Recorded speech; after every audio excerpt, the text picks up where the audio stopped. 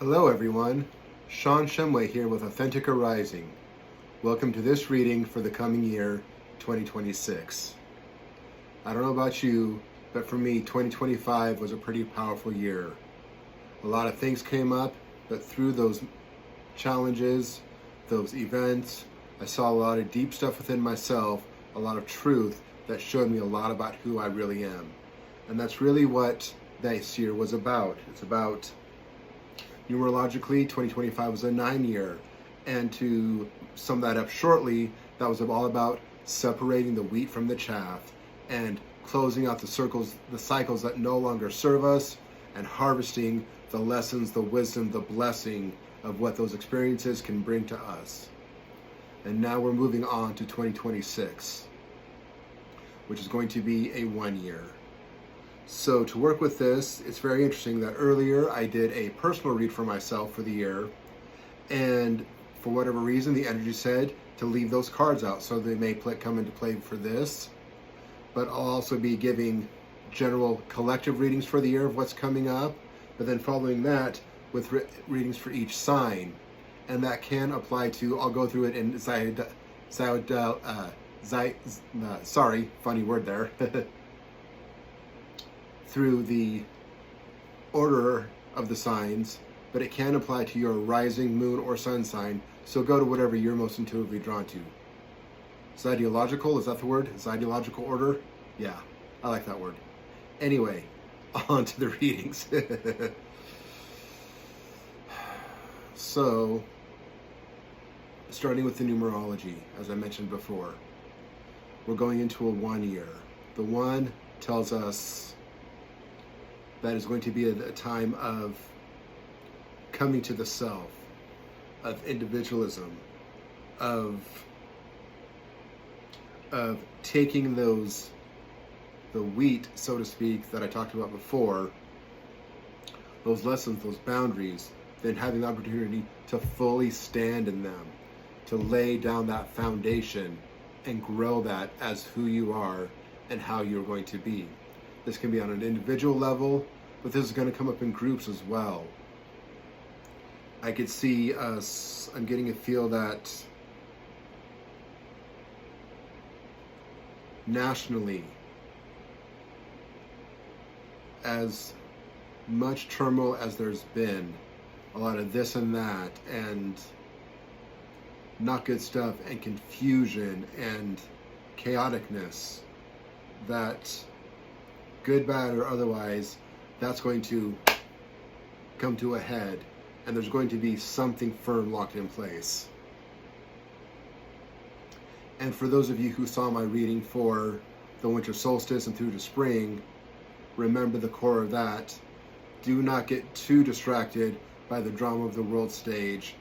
Come back to the self, those that are closest to you, the communities, those truths you know, and stay grounded in that.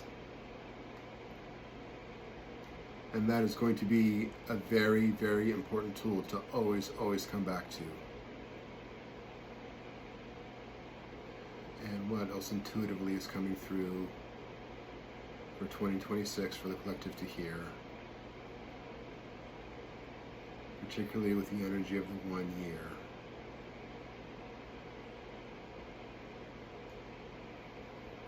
It's going to be a time of truths finally being revealed. There's going to be a dropping of the veils. People being seen for what they are.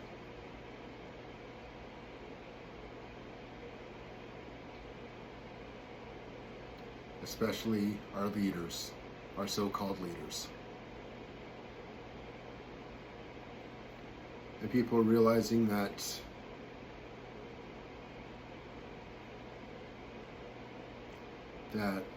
what's the word for it? That while in society levels of organization are necessary, to a certain degree, we're all our own leaders. That there is a sovereignty and inner guidance that we can tune into and assess what really is and isn't meant for us, what really does and does not serve the highest good.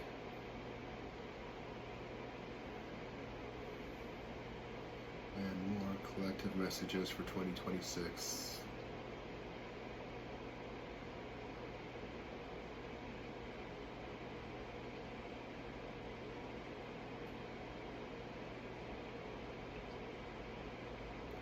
In that one energy, strength will come forward.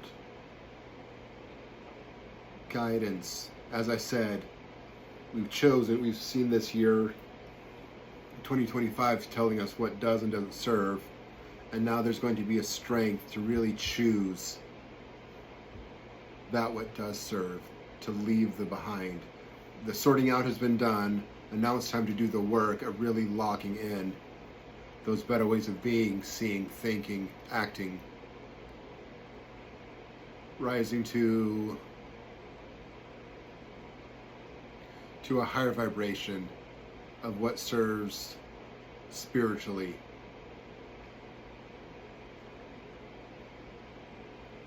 Of those higher truths. A releasing of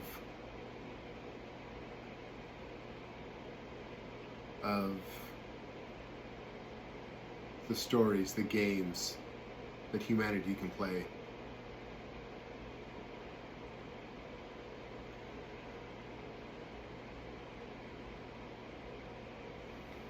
More energy coming through here.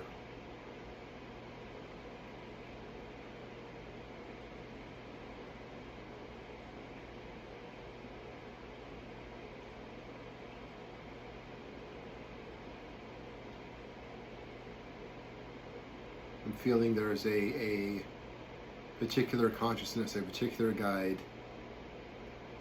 It's a collective wanting to deliver messages, to speak.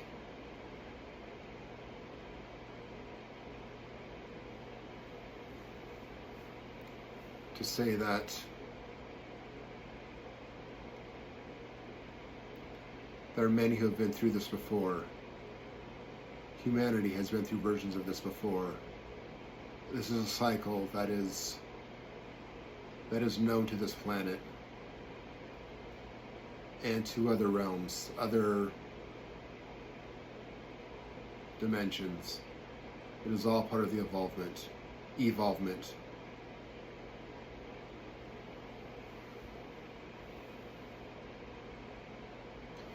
In the form of resonance, there is energy about that will help this move forward.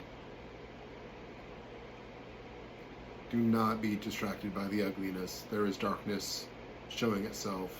That is there.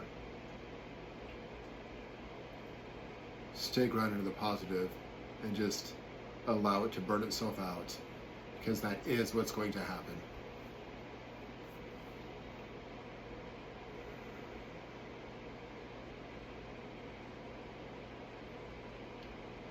Let that be your new beginning of the one. That speaks also of one energy. It's a time of new beginnings. You know, 9 is when we close out the cycles. 1 is when we start over. 1, grounded to the faith, the knowing that everything that happens, no matter how big and bad and dark it seems, ultimately serves the highest good, the evolution of this planet, of humanity.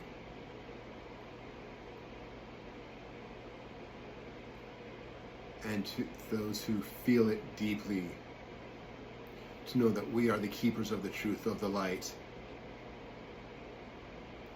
to hold ourselves, create what boundaries are needed, stay small, find your communities, shore up the lines, and allow all that to happen, because it's a wave that will rise and fall, and we will be left to do the rebuilding.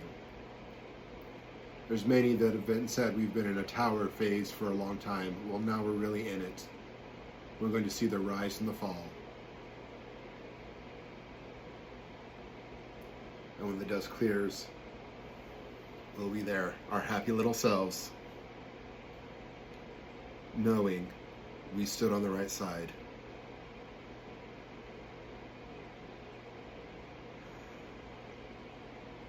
Ooh, big stuff coming through this time.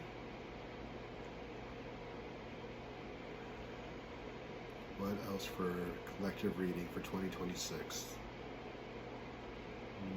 Card time, okay.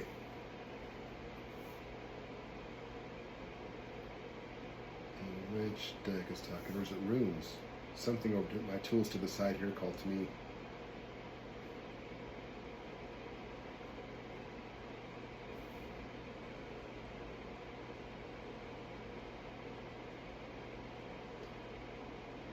Okay, it's time for some runes. Let's see.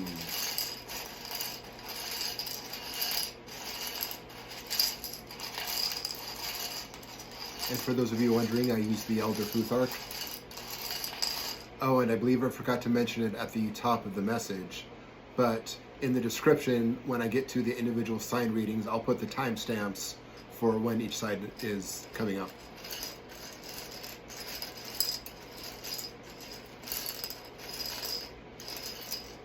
So for 2026 for the collective, what do the runes have to say?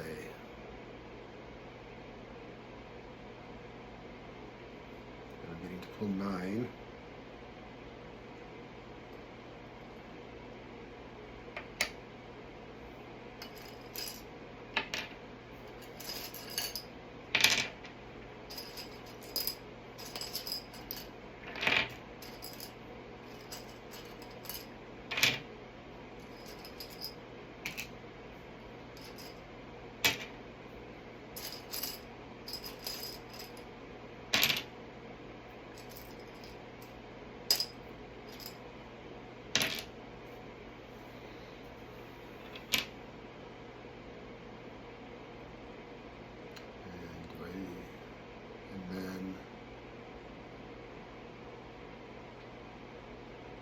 Throw or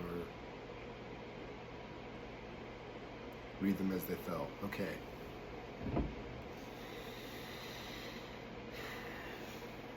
Eventually I'll get another camera system so you guys can see how the things lay out in front of me here. But we have Suelo, Degas, Algies, and Canas face up, with the other 5 face down. 2 are off to the side. We have Degas, Algies, and Canas in a line. 2 face down, 1 on top of each other, and Suelo on top of another.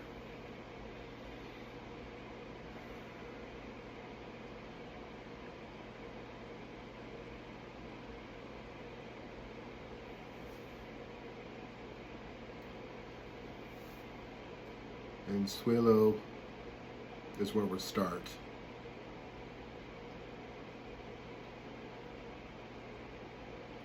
Coming back to the same message I said, you know, we have the, of course, for those who know your runes, it's about the radiant light of the sun, that which can empower, uplift, that feeds life, but can go to an extreme and burn and destroy.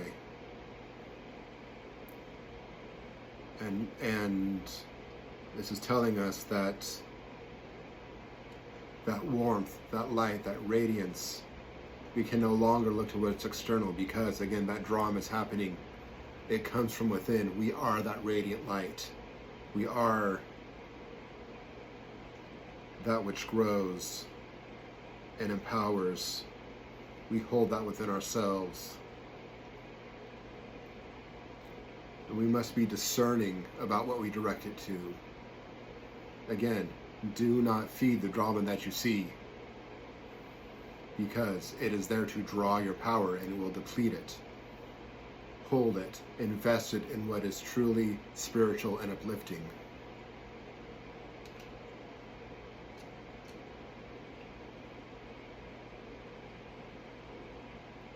And then next we're going to, for those of you who are new to my readings and haven't seen this before, I never hardly ever work with pre-formed spreads methods. I always work completely intuitively, and so just taking it a step at a time, reading the energies that come in, seeing how the tools lay, and they tell me how to read them. So I was taking it a step at a time. But anyway, back to these runes.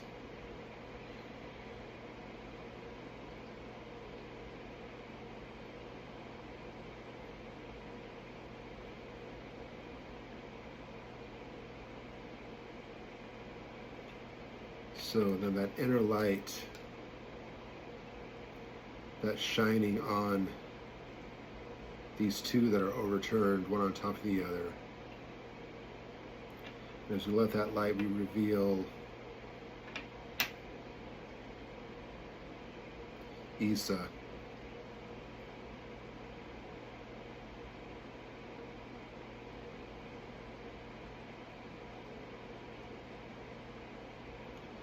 And that light shines so we can be discerning, as I said, and know when to pause.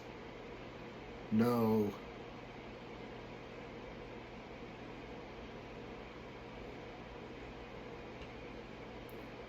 a lot of energy coming through. It takes a minute for it to come to linear words sometimes.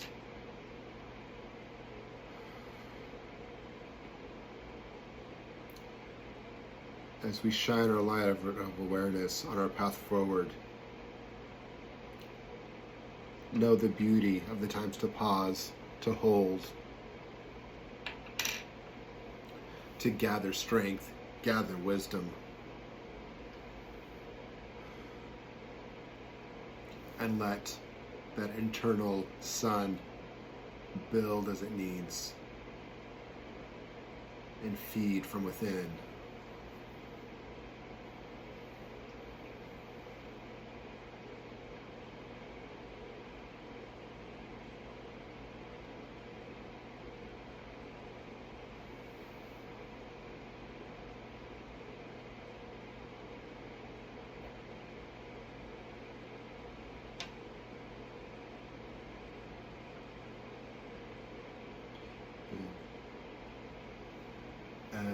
Whoops, haha.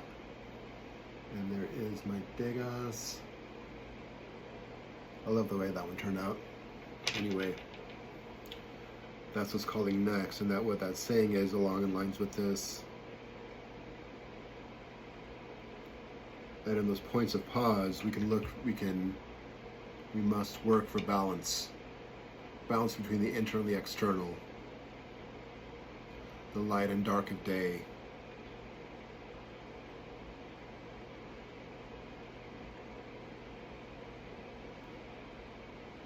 To know that we are going to have fears within ourselves about what we see. And when we can bring that higher consciousness into those fears, let the wisdom of them know where we need to focus on ourselves, be that direction for our personal shadow work, so we can rise above and be the algaes, the divine channel, receiving that higher wisdom, being gods on earth, bringing the divine into our actions, our ways of being.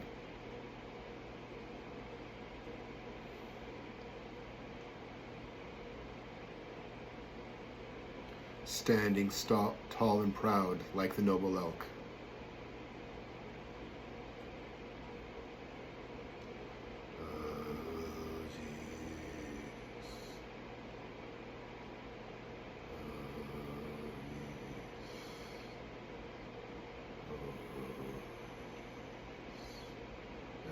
Came through that, so we're going to roll with that.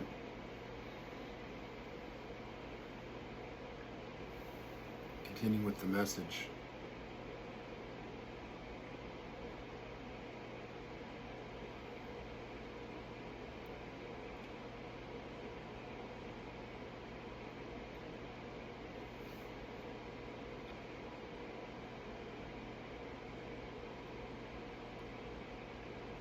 So as we do our balance, we do our shadow work, we bring that consciousness to ourselves to learn those lessons, so we may be the receiver and the broadcaster of that higher self.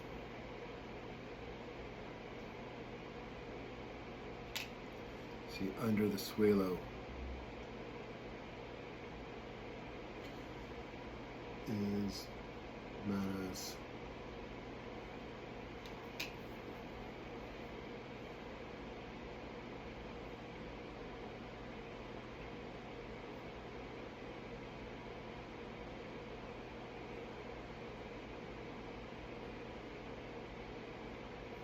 And that positioning is telling us that, where is this coming through?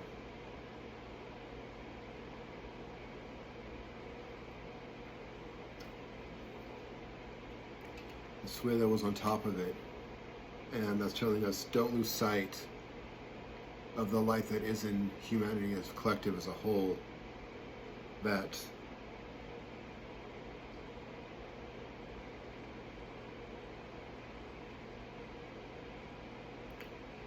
even though there is the darkness playing out,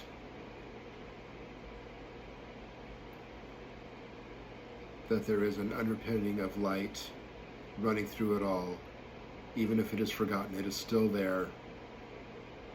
And by holding within ourselves, it will allow that resonance will call it forward. That can be woven throughout our communities to hold the ground.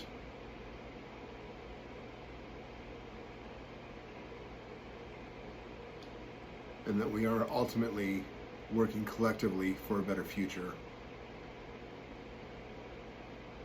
both in our groups and in our individual work that we do.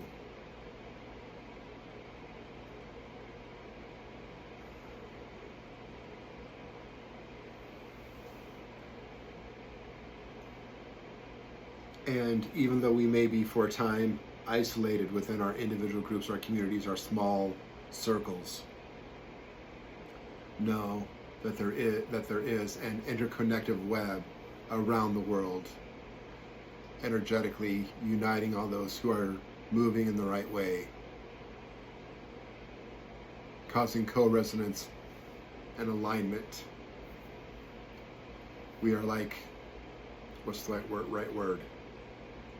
Like points of light, like acupuncture needles of light around the world, holding the grid as the darkness is up here doing its thing.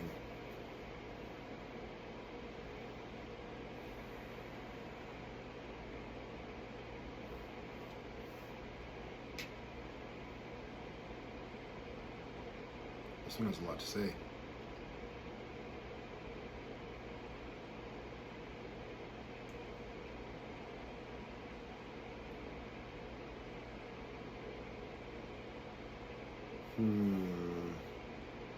Okay.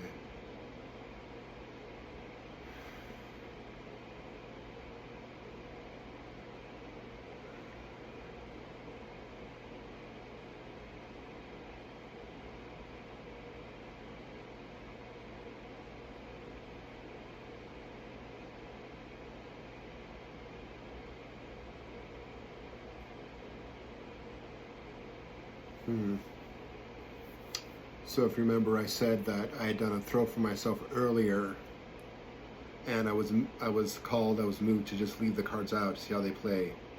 Well, these two came on top of this card. The opportunity beckons. Opportunity beckons to rise up to a higher collective. That inner light, that fire, that higher goodness, reflecting through humanity, through the collective.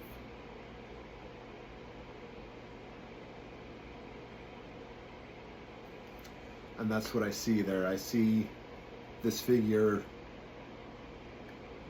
standing contemplatively, grounding into the self, being that vessel of the higher, looking out over that balcony, connecting with the collective, with the greater wisdom that is beyond the self.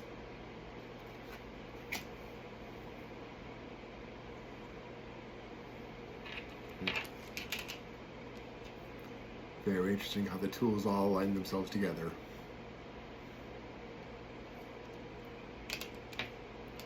But now, that round two, Kenaz.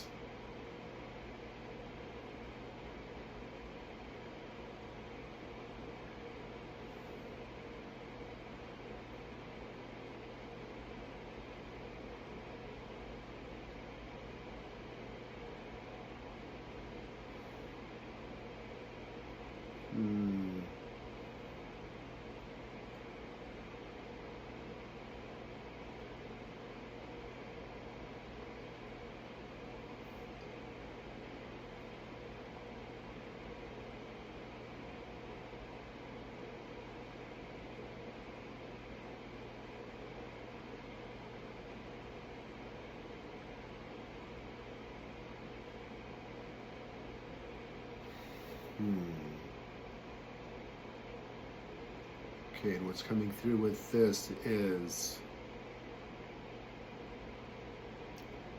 as we take the steps, doing our eternal shadow work, connecting with the community,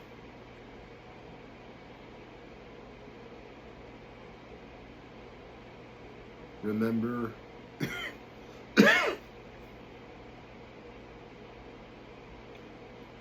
remember the wisdom of previous generations and the ways they took their inner fire and used it to, while this rune can't speak of the literal crafting of tools, this is about crafting ways of being.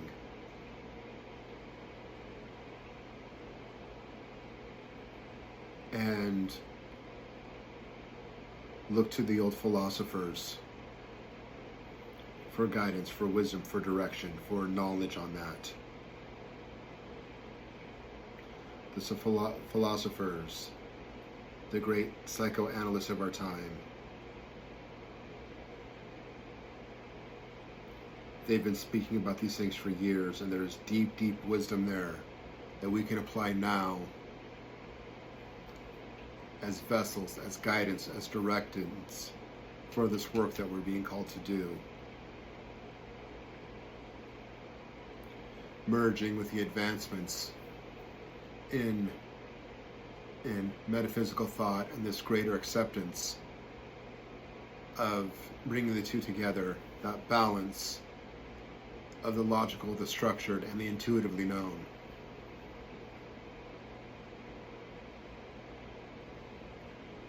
And let that be the fire and the raw material to forge these new ways of being.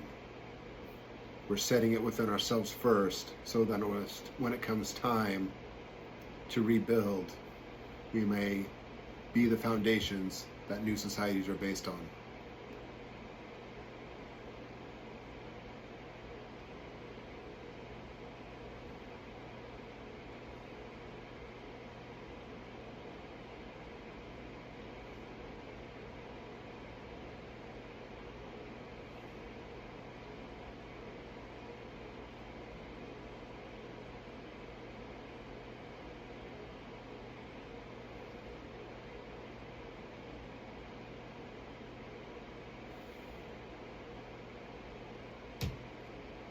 And being drawn over here to this card, to the win or lose.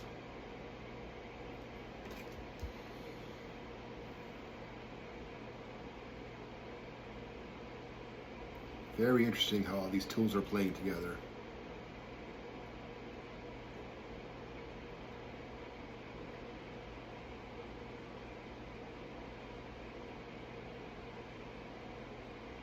And what is immediately standing out to me is, I don't know how well the camera's going to show it there, but that heart and the way the two sides coming together are that, you know, almost like that typical sign we see so much.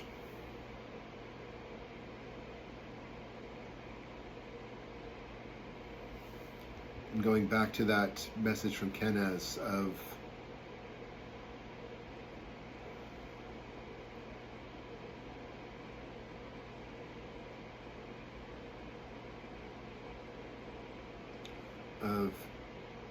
remembering as we take step by step along the way that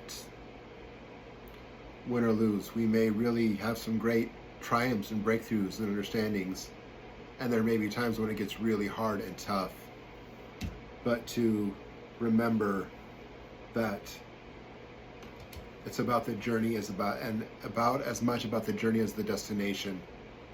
And at the end of the day, what we leave behind, that, you know, often that sword in the ground can be a marker of someone who lived their life with honor, with dignity, with presence. And to know that is what really matters and what will echo on beyond our own individual lives. And that setting that example really does matter and make a difference.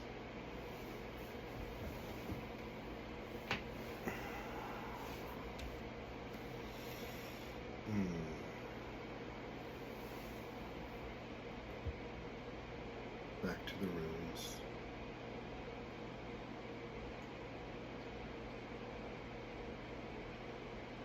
Go to these ones out here.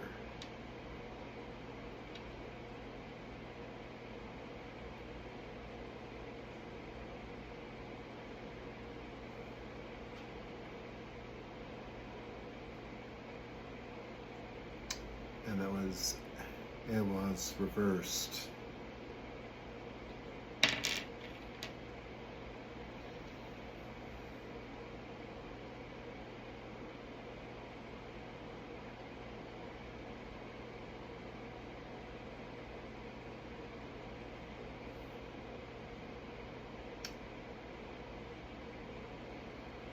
Okay, so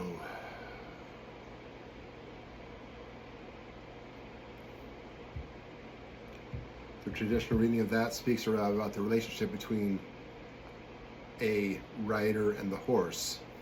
And what I'm getting from this immediately from the first position is we need to look at our relationships, and especially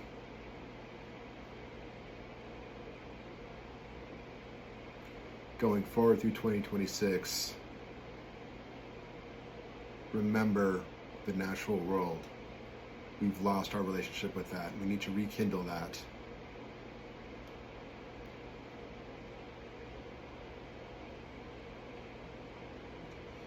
Get away from technology.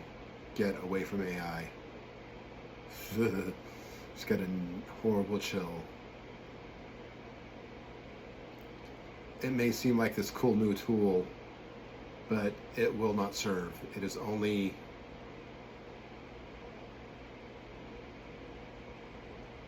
there's so much that is lost in the ease and the convenience it seems to show us.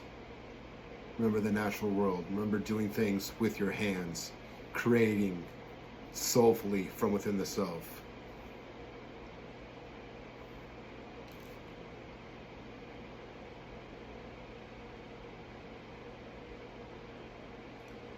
Some say, you know, in general, a tool is just a tool with the intention that it's used. But this is not the case here with this.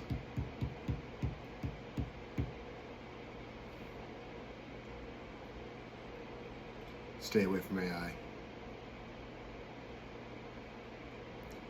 And this is not my personal opinion. I'm just giving the message that I'm getting from the tools and from the energy here.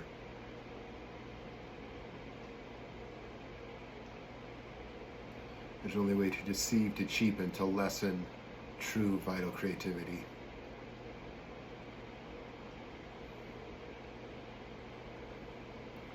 By coming back to that natural rhythm of creating, of taking what we have internally and creating it naturally, organically,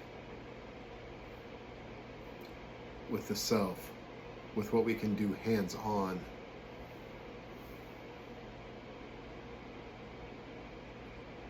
That is the source of beauty, of light.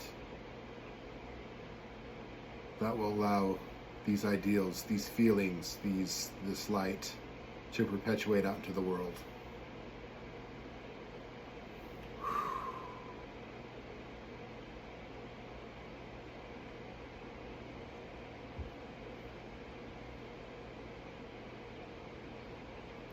What's next?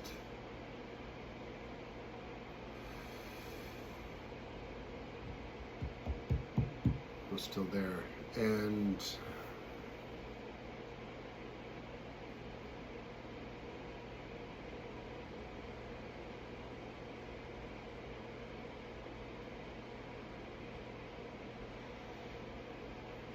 now in being called to a relationship, how these are laying, that we have that verse Ehwaz right next to the algae, to the underneath it.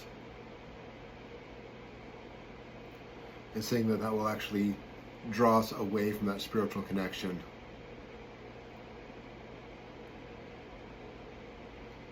It is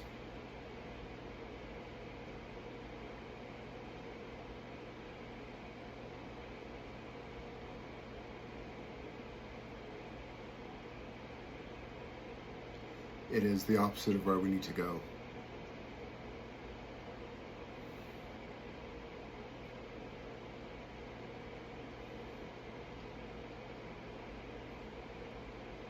Not meaning this in any kind of dogmatic way whatsoever, but it is if the stories of a particular belief system were to be taken into account, it's what some would call the Antichrist. It is the opposite of what is true spiritual. It is a tool of the darkness, pure and simple.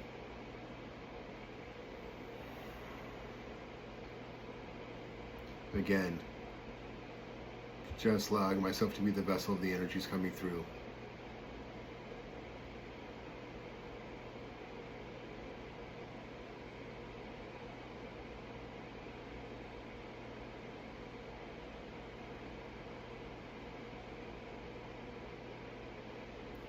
What next?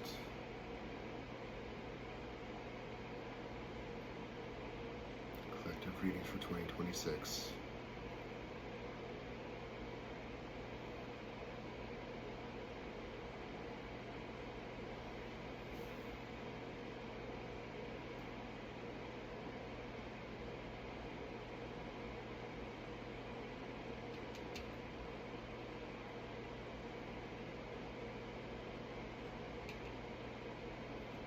And being brought back to the manas.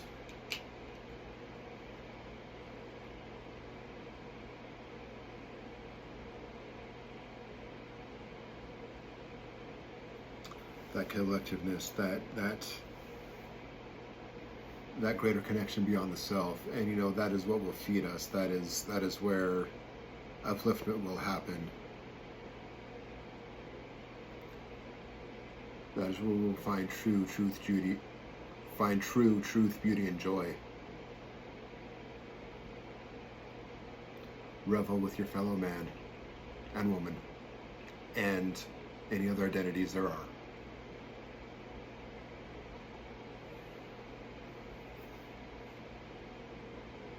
And now this one right in the center. Let's see what we have here. And then I was.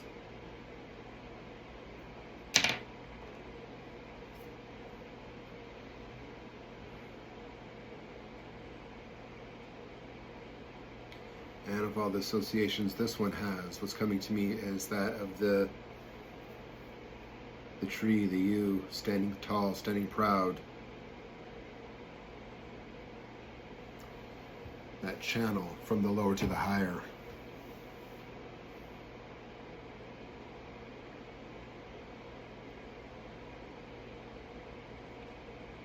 And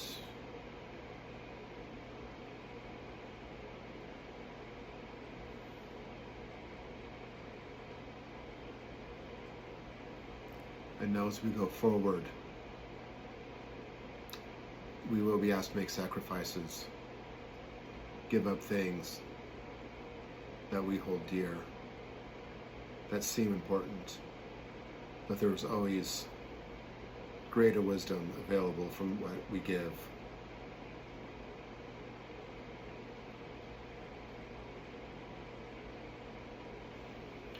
That allowing ourselves to be that clear channel from the root to the crown, from the underworld to the astral realm.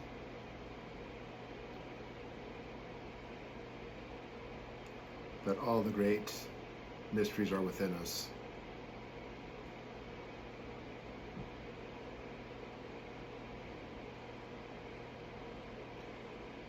And living in this realization is part of the one energy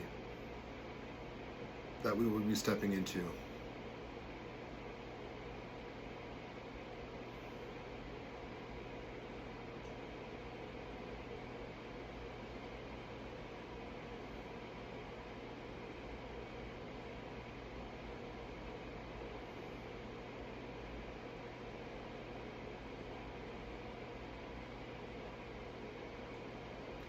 But be mindful to do this work step by step.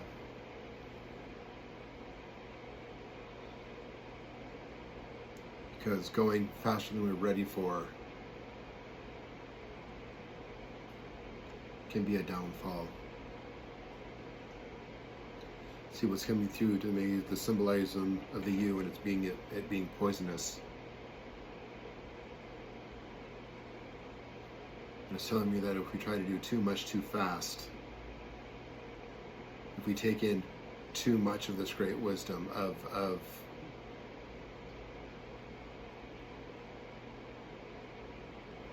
we try to move through the steps without doing the pauses for integration, we will get overwhelmed, burned out, poisoned, so to speak, by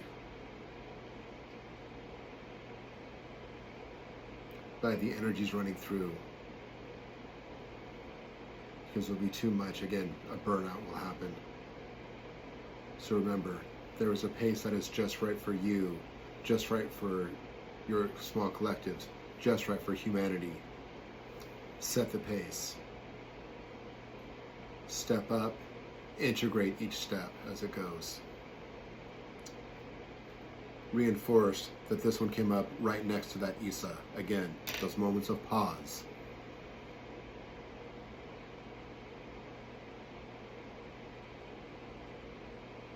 And if we do this step-by-step motion, there's no limit to how high we can go.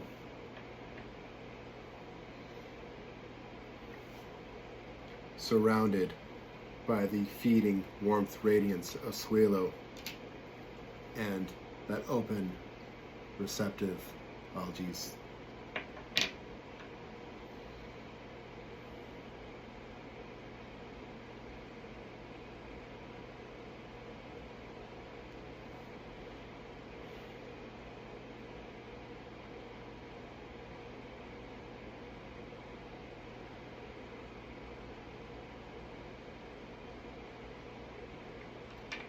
And then we're coming back to that Isa for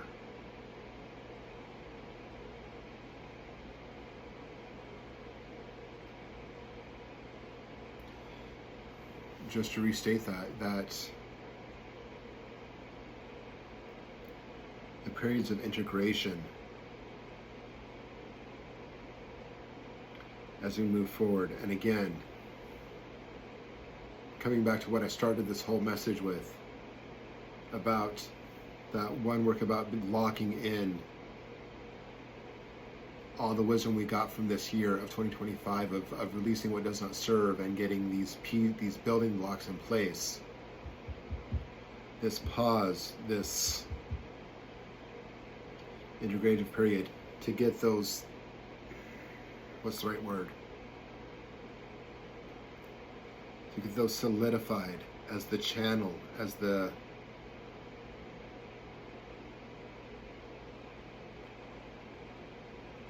as the channel, as the container, as we move higher and higher up that central channel, connecting the higher and lower, making sure each place is firmly in place, each piece is firmly in place as we go.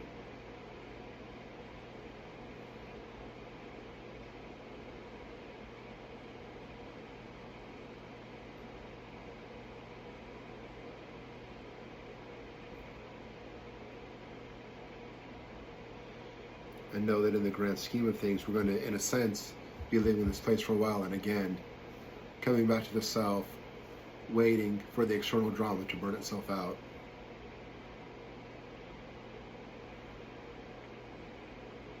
Deep integration of the lessons. That's really coming through strong.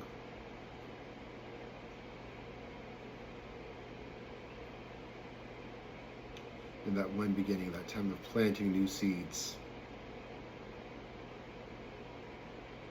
of laying the foundations for the birth of the new humanity.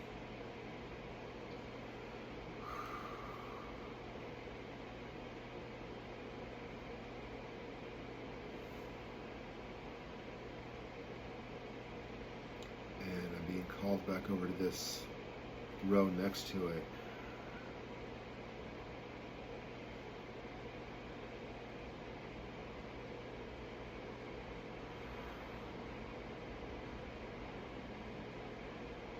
What are you telling me?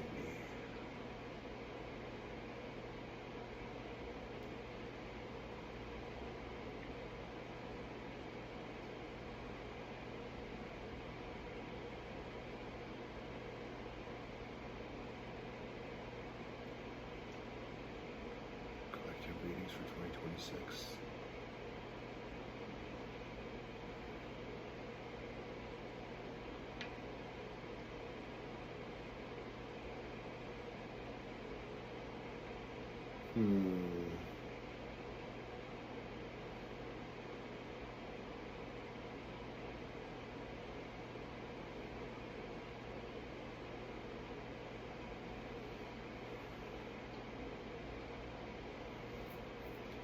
Right, that Degas is calling my attention.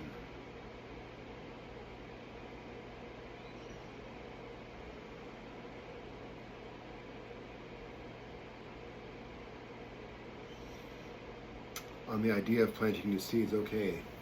So, before I ever learned to work with these myself, many, many years ago, at the very first ritual I ever experienced, that was by a group my group was hosting, so they could have a space to work and teach some new members how to do the work in that particular path.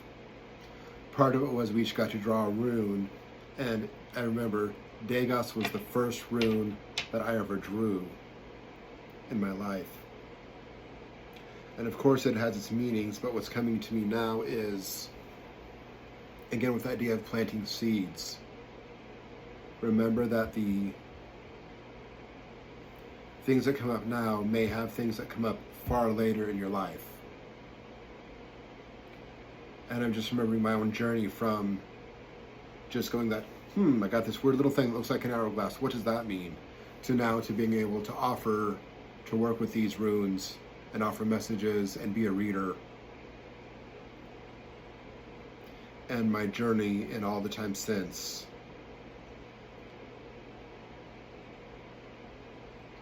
So anything that seems significant that comes up over this next year, especially in the first 6 months or so, even if it doesn't seem overly significant at the time, tuck it away, because it could very much be something to build on and expand on going forward at later times in life.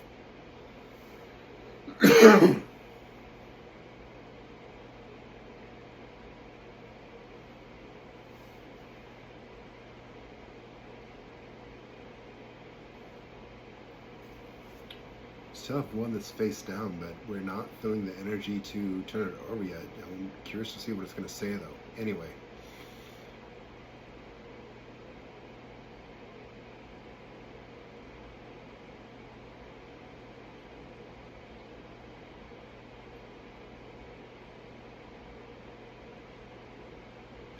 Tuning in for what the energy, what the guides are telling me.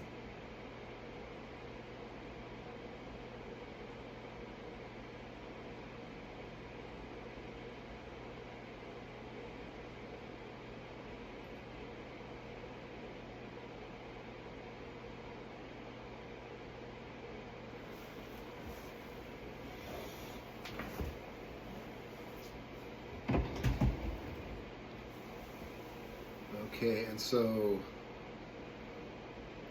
the next thing that's standing out to me is the fact that I was called to pull 9 runes.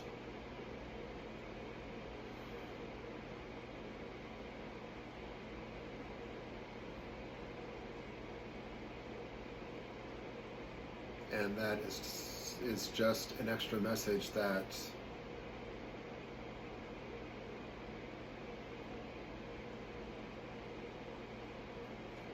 there are cycles within cycles within cycles. That yes, this is the 9 year, we're crossing over into a 1. But also, there is a far more arcing cycle over many, many years that has been playing out for, what am I getting here? For hundreds of years. That is going to be coming to a completion.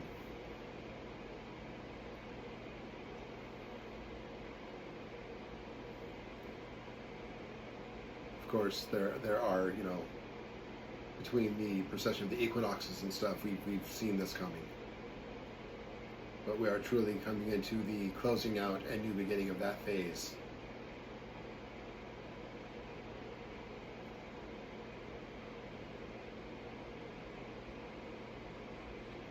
And that even within each and every day is a cycling of when we can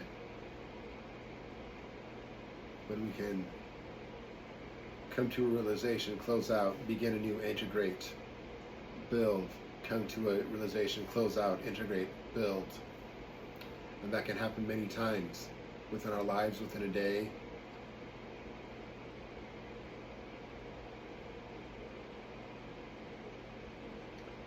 And those cycles of 9 happen at many, many, many different octaves throughout our lives, throughout the individuation, throughout humanity, and again, from the course of a day to a span of hundreds of years.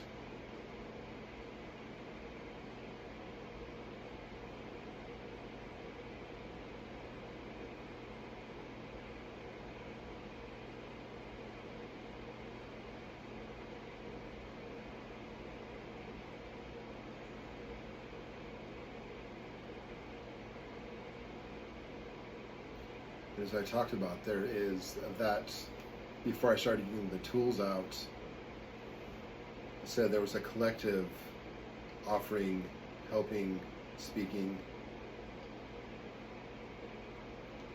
and there's 9 of them.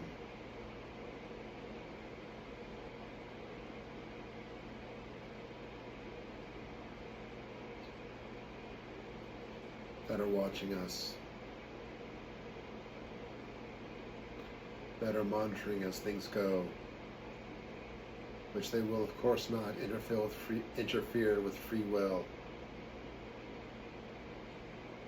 but they are holding space,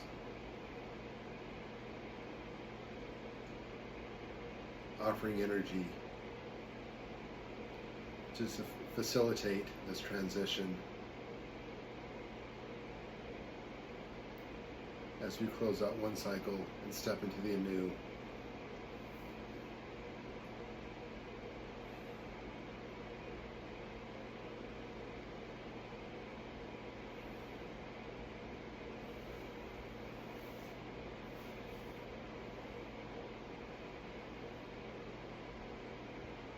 And now for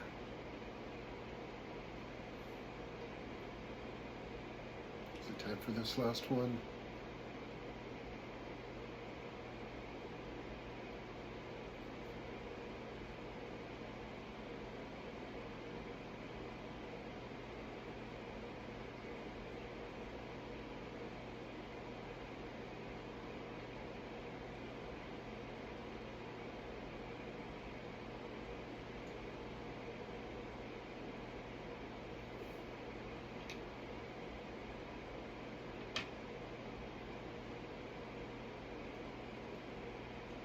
Collector reading 2026. What's next?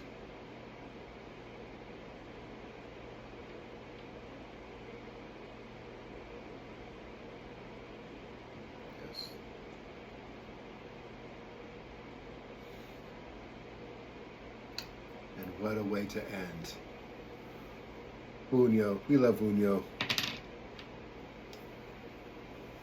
Because it is about joy. Upliftment. Oh. Just seeing that, that is such good energy.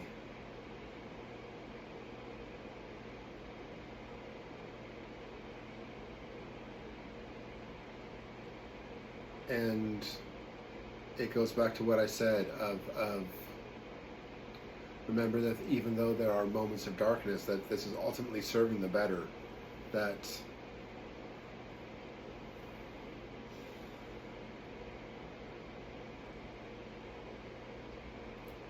to be grateful that we are here, being called to do this work, that we chose to came down at this time of transition, to be the vessels, to be the holders of the light, to celebrate that, to stand tall and proud in that role, to sing it, to celebrate it, to dance, to play, even in the midst of all this heavy work, to approach it from that place of knowing that it only serves the light, that we are the light, and that we can make it happen, that we are making it happen each and every day with the choices we make, and that what we will do going forward.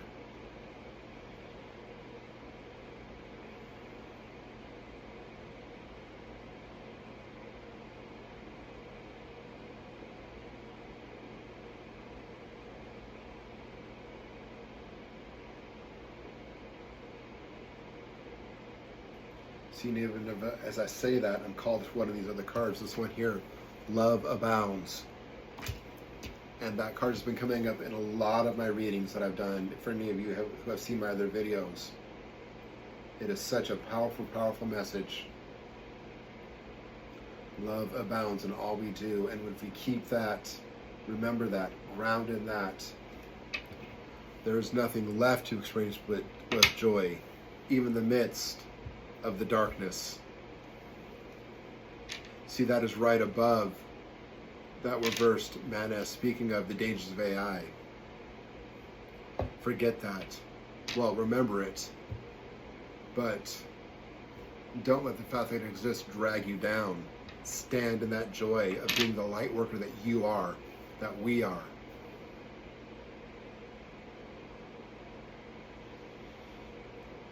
Let that feed you. Shine radiantly in the ways you can.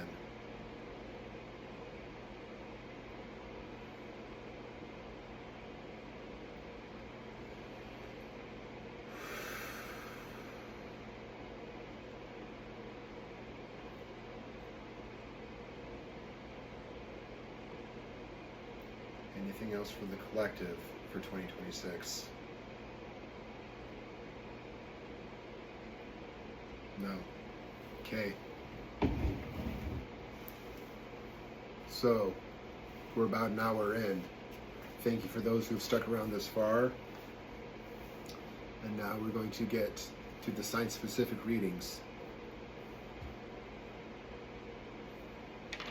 I'm going to put these away.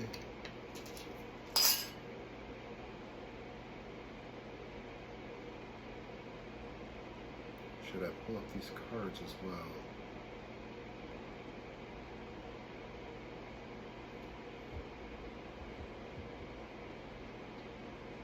Tuning into how the energy is telling me how to do this. Okay.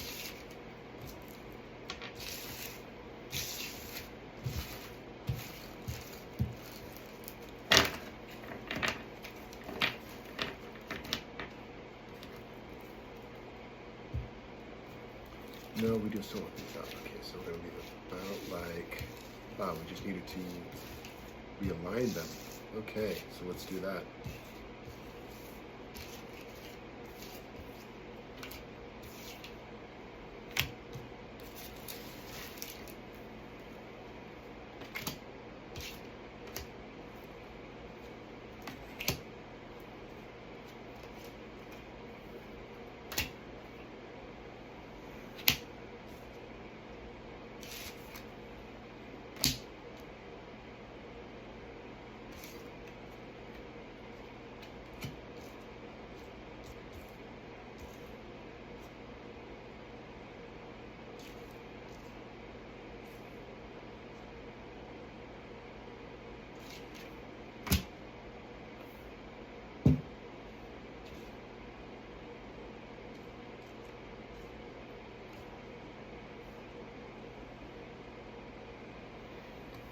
Okay. A little realignment of these cards. Here we go.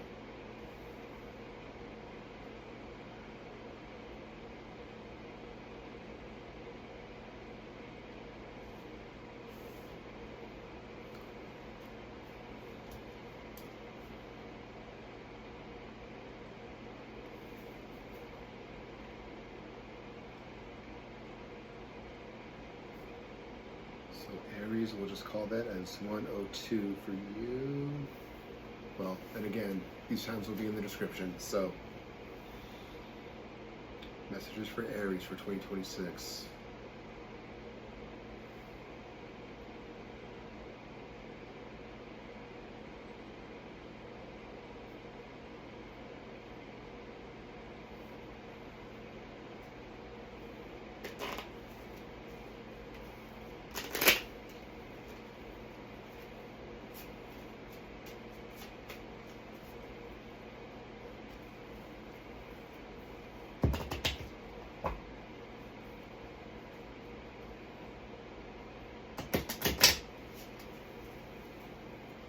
Again, thank you for anyone watching this video. I hope these messages speak to you.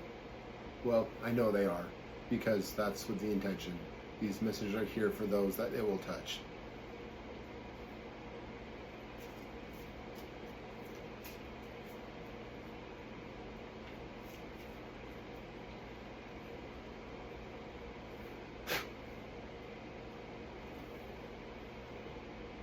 So,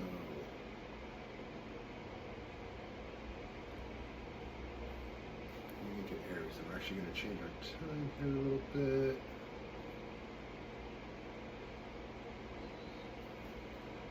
Aries for 2026.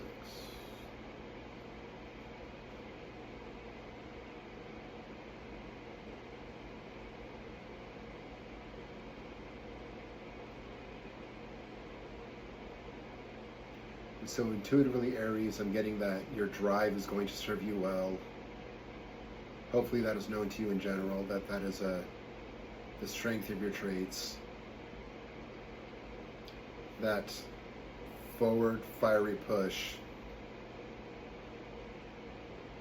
is going to really come into play over this time of new beginning, especially when challenges arise, when things get heavy. Remember that you can do it.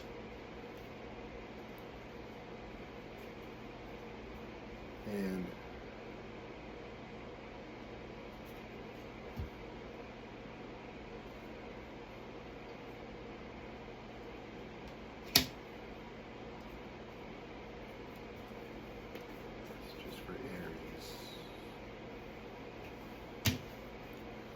and then here out of is this Celtic Tree Oracle deck.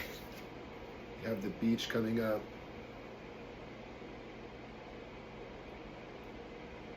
And I've had this deck for a while, but never actually worked with it.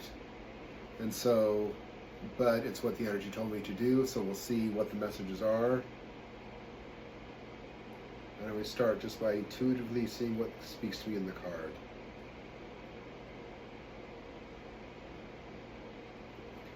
Nope, I'm saying go to the book. Okay.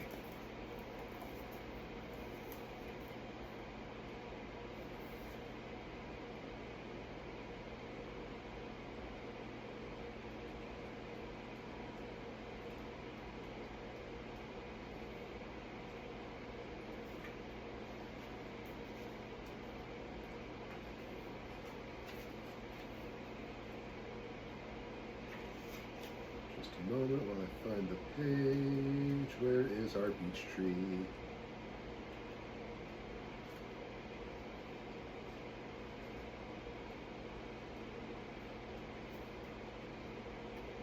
All my Aries folks, I'm sure it's because you have so much patience, right? You can just sit back and chill and wait for this message, right?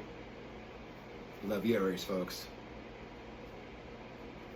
No, really, your forwardness really can get things done. Okay, here we go, beach.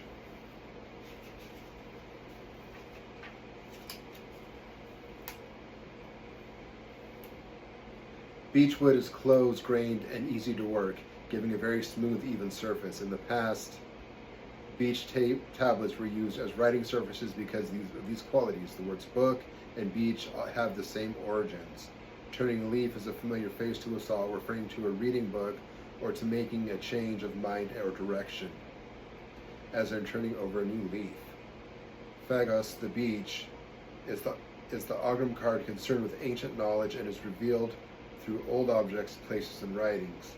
This guidance from this past can help you attain insight, which is protection for the solid foundations upon which all else depends.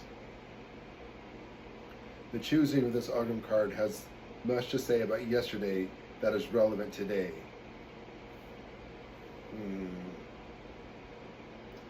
So, Aries,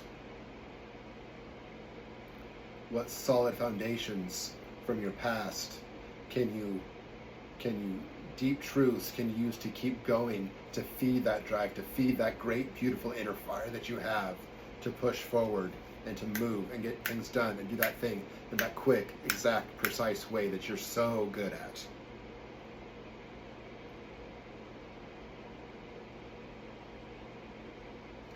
You will often need to turn to the past and its works in order to rediscover lost wisdom and find a firm basis on which to construct further ideas and interpretations.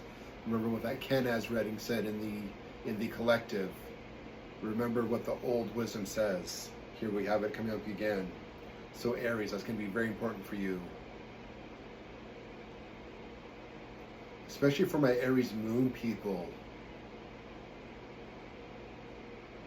Look to the wisdom of the old psychologists for emotional management, to keep all that great fire you have contained in a so it's that beautiful slow diesel push instead of one big explosion that destroys everything.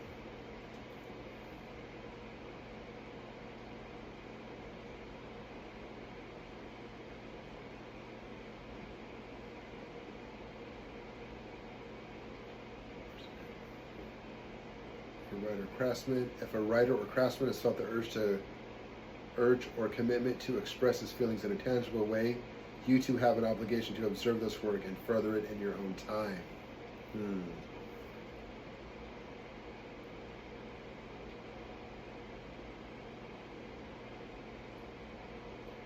So, Aries, I guess another way to say it is, it's your time, as a fire sign, your time to pick up the torch from the past and carry it forward. And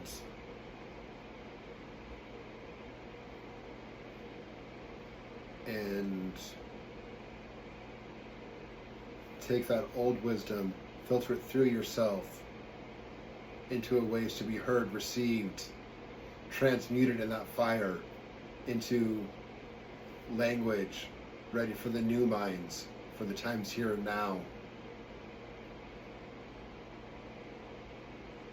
in this new one energy.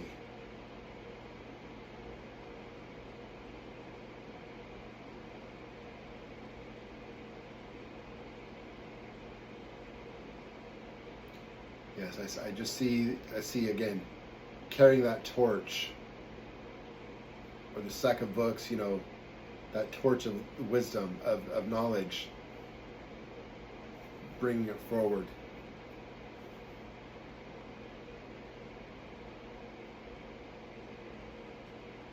With all the passion and enthusiasm you fire signs are so capable of.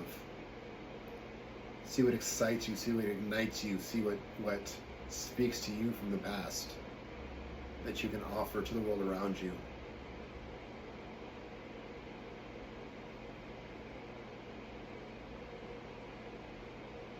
And then my intuition is calling me over to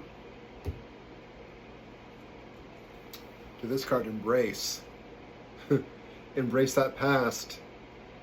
Raise it up. Look at that beautiful bright sun radiating from behind the figure. That is you, Aries. That is you, embracing those past ways, transmuting it into common knowledge. There it is, being being exemplified by the card. With a number 21 of a 3 of free open expression. Do not let fears hold you back from the way you put that out. Stand damn strong and proud in yourself and scream it to the world. Again.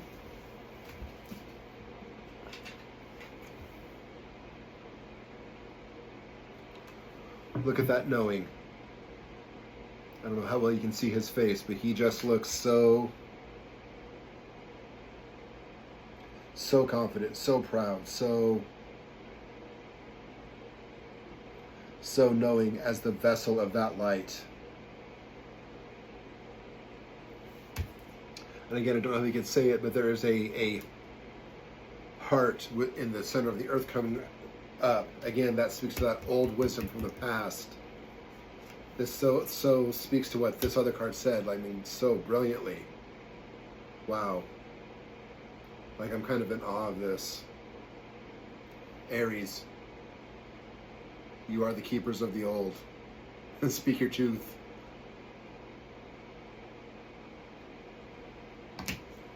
Bring that wisdom into the foundations of this new earth as we step into this one energy of 2026, Aries.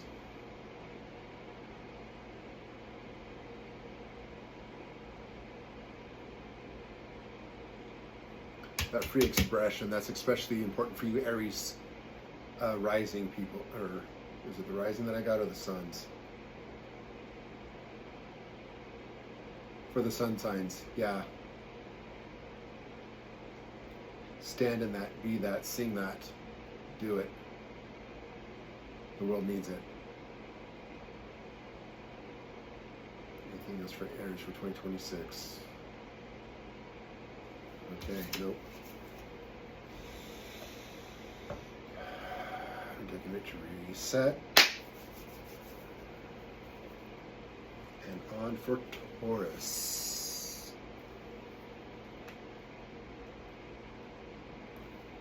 It's 113, we'll call it 113.50. Okay, Taurus 2026.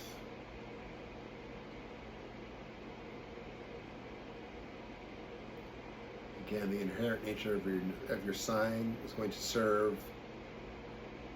Stand your ground, Taurus. Ground deep.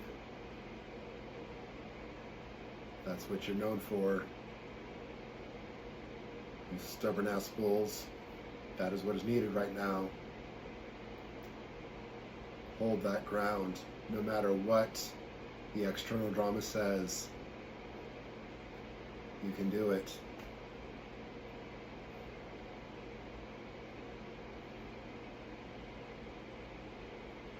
Especially in your own inner conflicts, Taurus. I'm getting that there's going to be that shadow side, that fear, that lesser side, wanting to follow that drama. Stand in that grounding that you are so good at, or sign. In the deeper spiritual truths you know that are there. You know that will lead you. You know that will hold you. You know that will carry forward.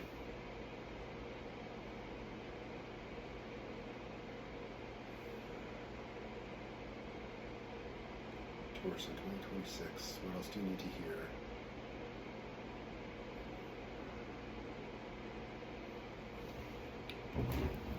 And these cards.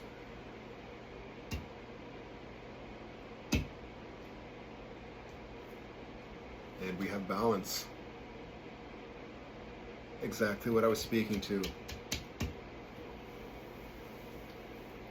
Letting this inner sway find its place of balance. Standing strong, firm, grounded in all that earthliness that you possess.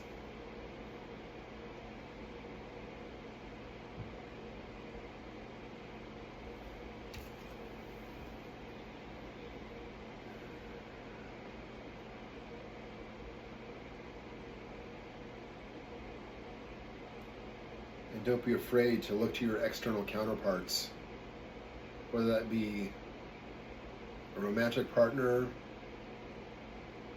either a parent or a child, depending on what side you're on, what your age is.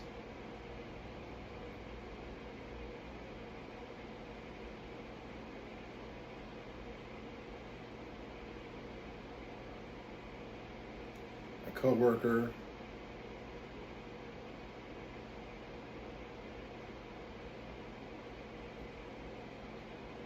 You have great inner resources to do this, but don't be afraid to tap those around you as well for balance in the work of standing firm in your foundations and laying the groundwork.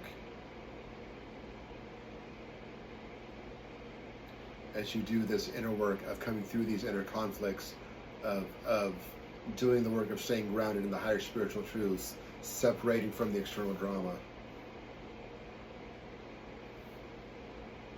Integrate in your communities so you can, what's the right word here, Taurus?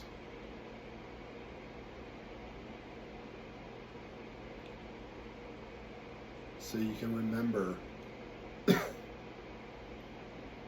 what truly serves the highest good.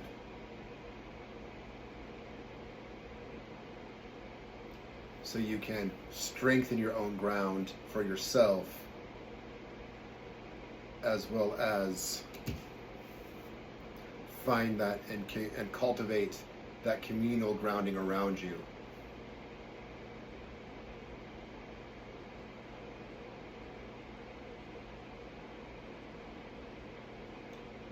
Anything else for Taurus for 2026?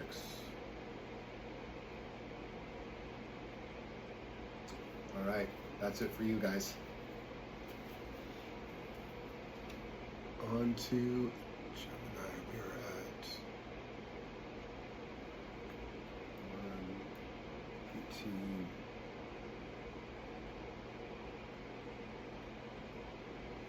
Okay, let's separate off from Taurus.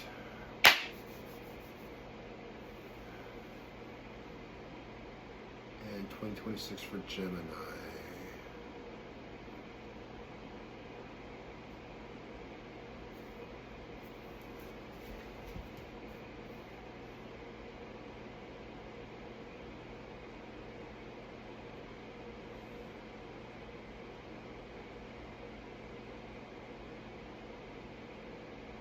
All right, Geminis, I'm getting that you're kind of starting off in a little bit of a rough place. Heartache, doubt.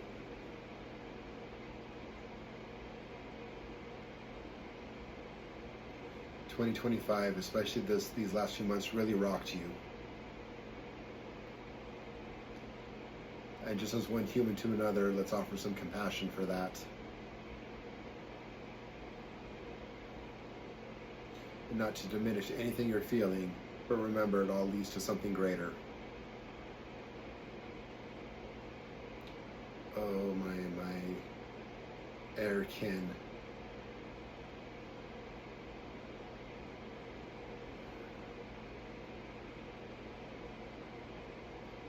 Geminis, what else we got for you for 2026?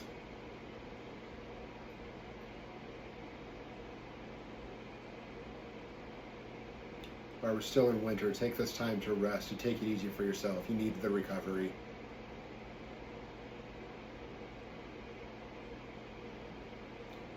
Step into the introspection work. This is really touching me, you know. So see this empathy coming through right now. This is for you. In fact, I'm just going to do send out a little bit of a healing vibe for you, Geminis, because you need it.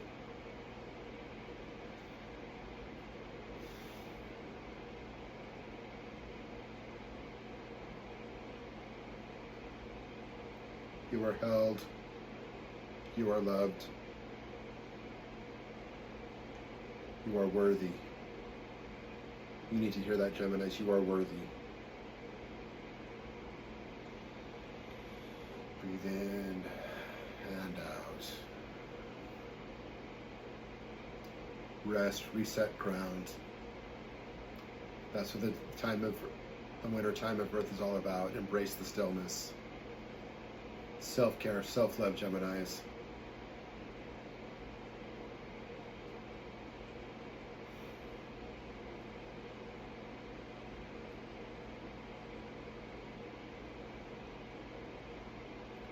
Let that airy intellect you have, that inspiration, show you how to love yourself best. Because it knows, underneath all that heaviness, that your light knows exactly what you need to heal. Offer that to yourself freely and openly. It is not selfish to make sure you're in the right place before you help others.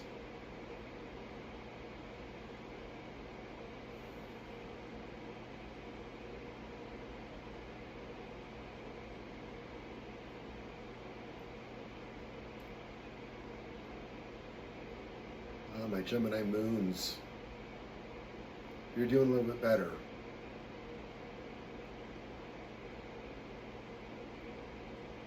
Got some fun dreams coming in, Gemini moons. See what that intuition tells you. It's going to give you some really interesting ideas on how to move forward.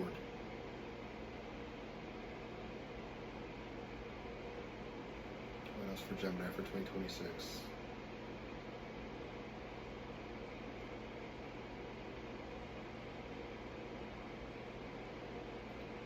Know that things are going to pick up. They're going to turn around for you. But you're really just in a period of learning to care for yourself. Give it about 6 months. Summertime, it's going to be rocking for you.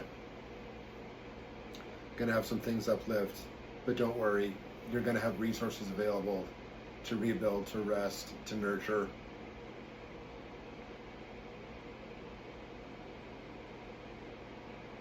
Starting with this message, this offering of healing, this offering of love.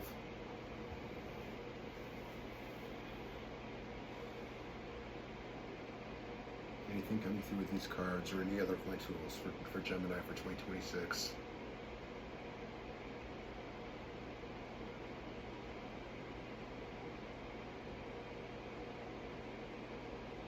Any other messages?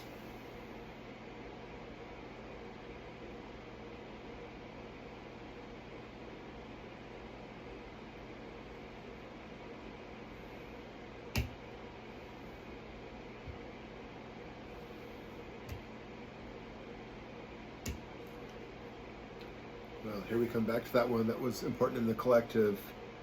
Our opportunity beckons. And just look at that guy. Standing there, introspectively, head slightly low, doing that. In that space. That's where you're at, Gemini.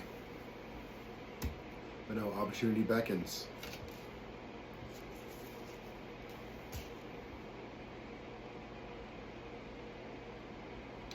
Look at that sphere. I don't know how we can see it, but it's got the infinity symbol on top of it. And that to me almost looks like it could be labradorite.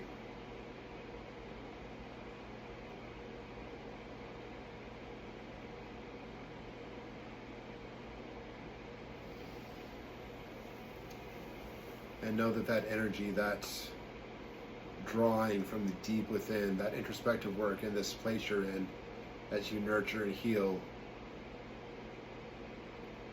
Our low times can be a time of great, deep, beautiful insight. You're going to learn a lot about yourself in this time, Gemini. It's going to serve you so much better. Serve you so well.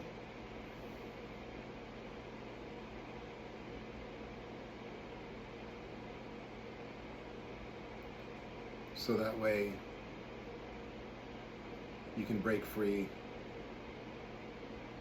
and just drop the bullshit of others around you. Because there were some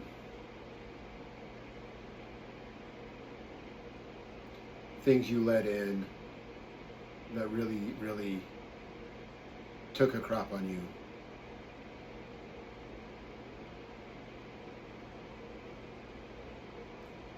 And now is a time to really love yourself. Remember that that had nothing to do with you. And now you can integrate that, set up so much better boundaries for the future.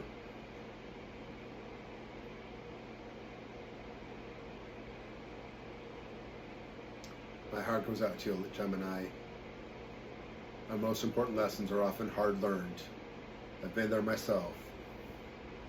But you can do this. You are doing this. And right now, take the time for yourself that you need. Regroup, nurture, ground, rest, reset. You have all the time to do that. This is the time for that. Be well. Anything else for Gemini for 2026? No. Okay, and we're going to reset from that energy. On to Cancer.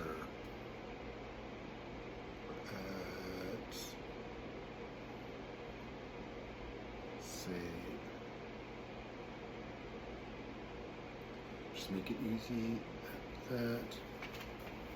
All right, Cancer 2026.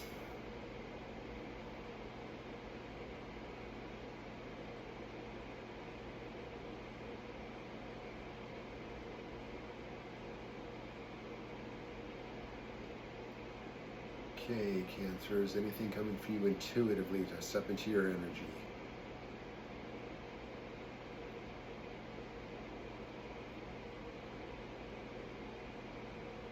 Nothing so much intuitively, so I'm being called to my tools here. Cancers, you get some runes.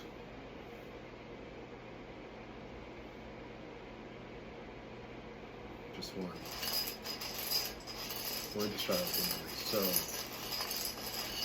what rune for Cancer for 2026?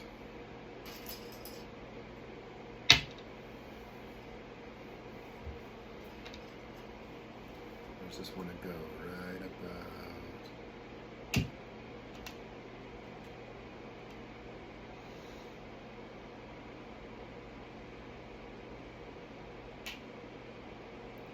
You have Lagus that came out reversed. There's our guy right there. Okay. On this Opportunity Beckons card. Pretty key card for this reading. Anyway, Cancers, what we got for you guys?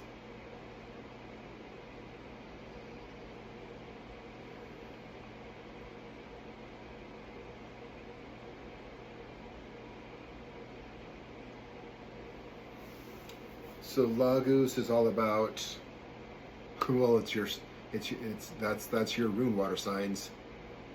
It's all about the water, the unconscious, the deep mysteries. And what this is telling us for you, Cancers, is Cancer 2026. That you're doubting your intuition right now. Oh, don't do that, Cancers. You're a water sign and you're doubting your intuition. No, no, no, no. That's nothing but chaos. Your intuition is your superpower, Cancers. Especially those emotions and the way it speaks to you. Again, opportunity beckons. For diving into the mysteries of where that intuition is leading you.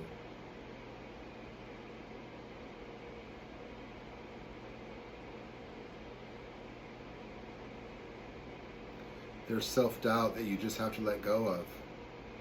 Trust, trust, trust what that inner voice is telling you, Cancers, as you move into 2026.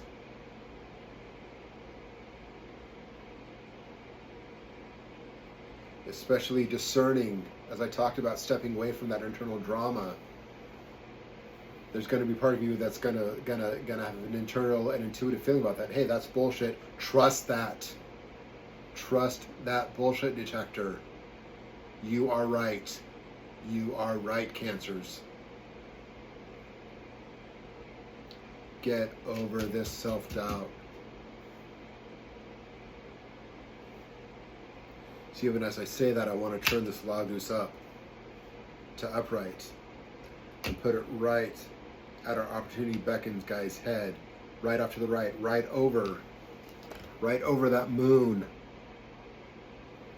that is in,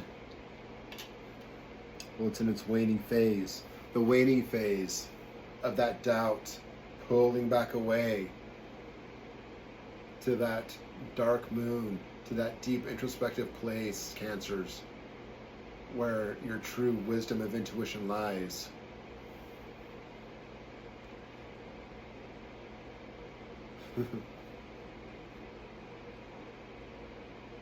What else we got for you, Cancers? Cancer of 2026. Anything else for you?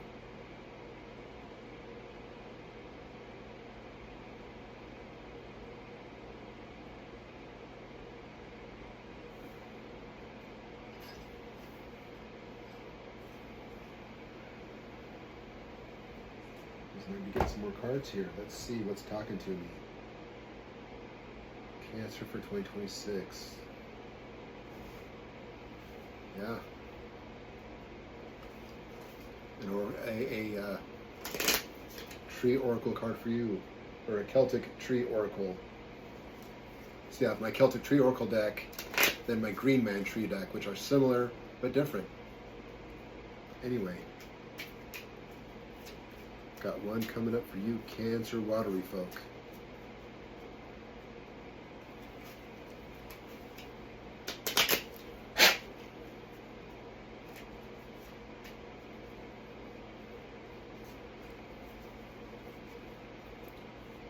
All right, and for Cancer for 2026.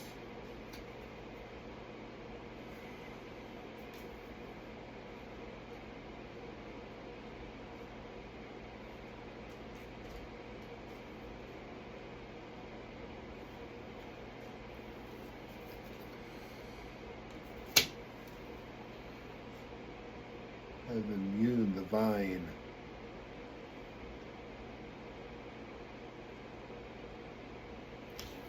It's pretty neat old-timey type art on these cards here.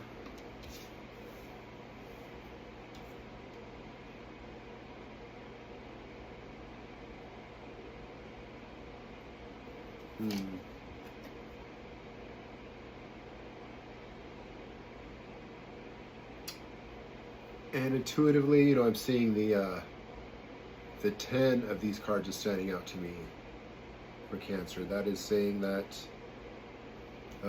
coming back to these deep layers of trust, of trusting the intuition, that's a new beginning for you. And that even if there's been some points of that, this is the time to really step into that, to really claim it as your superpower.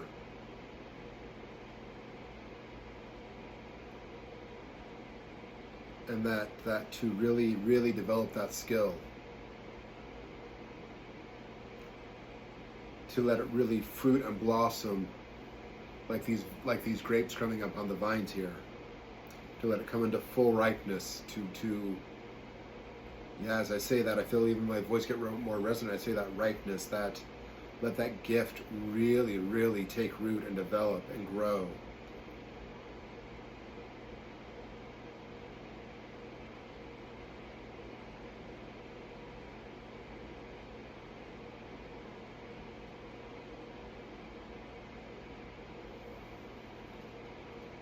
That 10, that brings us down to a 1 again, of really stand firm in that, come to that individual trust of that self.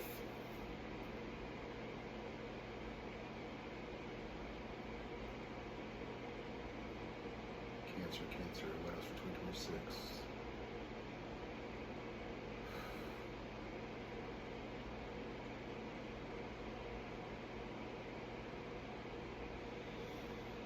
Anything else for you guys?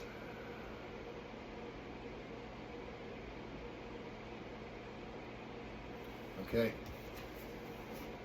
Apparently we need just that extra affirmation of that from this deck. But that's it for Cancers. Be well.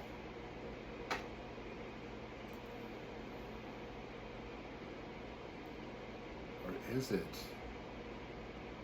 Anything else for Cancer 2026?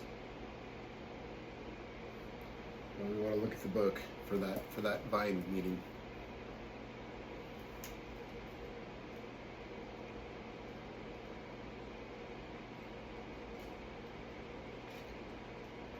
Great if there was a table of contents for each individual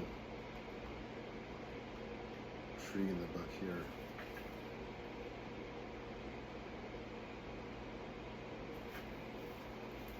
Just a moment.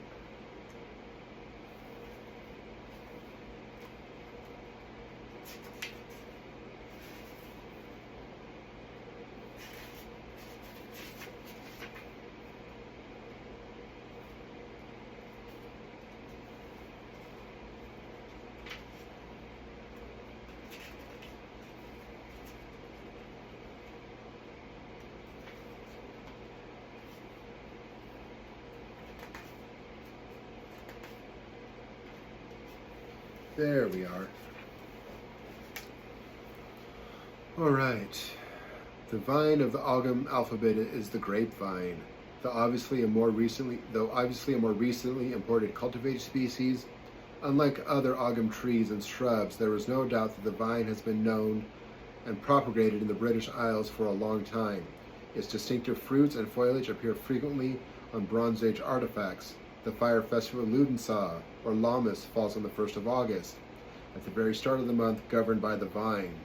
It is the Celtic autumn harvest festival, celebrated by a gathering and sacrifice of fruits of the soil, and it was considered a potent time for omens and predictions.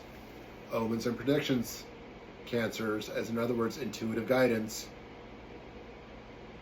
The principal deity of this month was the sun god Lu, also known as, well, that's some good old Gaelic that I'm not going to try to pronounce, but yeah, Lu of the long arm, Lu of the many skilled. I do love Lu, and Lammas is one of my favorite Sabbats anyway. The drawing of this card is concerned with the release of prophetic powers, and again, how many times do I have to say it? Cancer, trust your intuition. You are being, get over that doubt. We have it coming up again here for you. The use of the grapes and the effects of wine are well known. The phrase in vino veritas almost expresses the meaning of this card. Wine dissolves the inhibitions and often, again, so let go of your fears, your doubts, your inhibitions around your gifts, around your deep intuitive guidance, Cancer. Wine dissolves the inhibitions, often allows you to speak more perceptively and truthfully than you otherwise would. Now, I'm not saying use alcohol. If you like it, I guess go ahead. But that's not what this is saying. Just let go of the doubt. In a slimmer way, you need to let go of your logical, intellectual attitudes and gather other resources in order that subtle intuition can surface and lead. Here it is coming up again, Cancer. Your seers. Trust your dreams, your intuitions, your emotional flow. During such periods, your psychic senses will be a more reliable ally than common sense. Are we getting the picture here? You must permit instinct alone to show you what you should do, what should be done, and allow your deepest emotions to show freely and openly. I didn't make this up, man. Allowing your senses to open in such a way is a sign for inner development as you learn to place your trust in them when they're acting for you strongly. Let your soul open so that it is able to harvest and gather together all the signs and omens that it is so capable of comprehending, if only you will permit it to do so. Do I need to say more, Cancers? Stop doubting yourself. Trust your intuition. It is your superpower, especially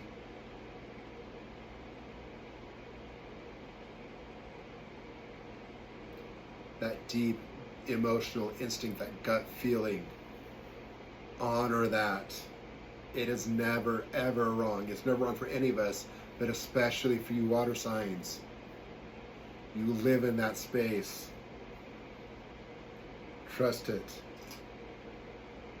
In fact, we're going to give you a little energetic boost for that. Loves.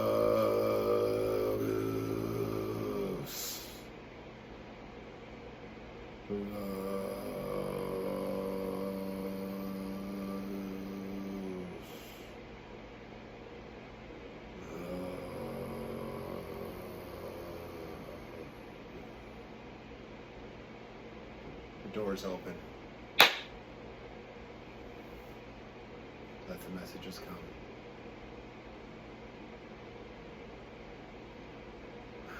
And that will wrap up Cancer.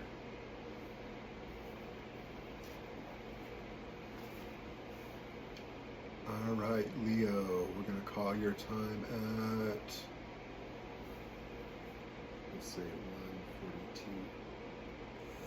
1:42:30, give or take. Stepping into the energy of 2026 for Leo.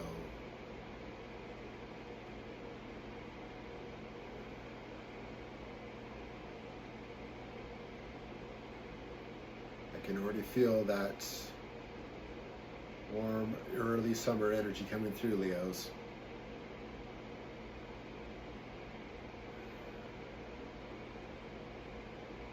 You bright little stars, you. Leo, 2026, what's your readings? What's your messages?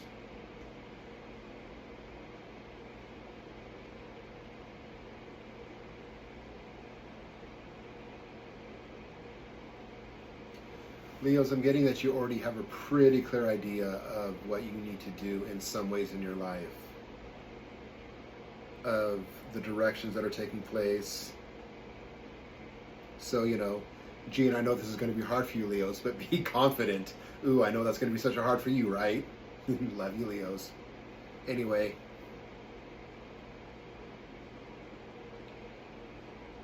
Yeah, you have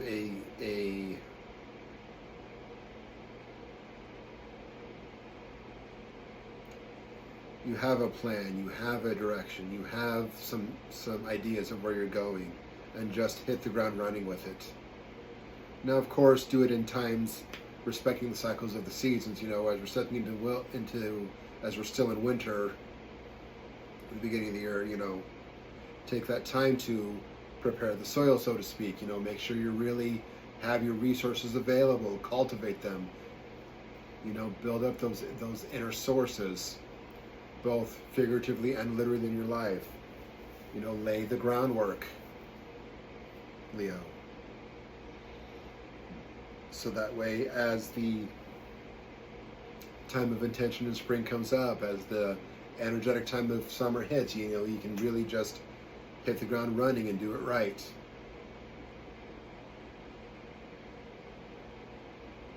Especially in the ways of, in this overall collective, feeding into the collective reading, Leos, in doing the building, of creating the structures, both figuratively, intellectually, and maybe even physically, that some of these guarding places for us that are keeping the light, to hold ourselves. You're part of the build team for that, Leos. And you have you have a clear idea around that. And maybe it is just starting within your own life, and you haven't even considered the collective implications, but trust me, it's there.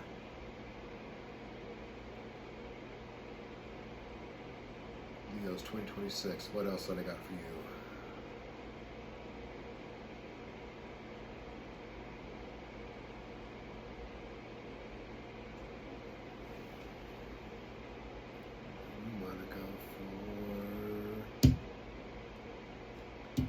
Abounds.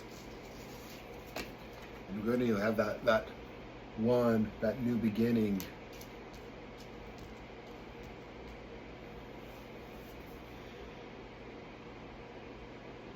So again, the one saying that you already have that self, you have that self-knowledge, you have some clarity. on this card? Okay, anyway.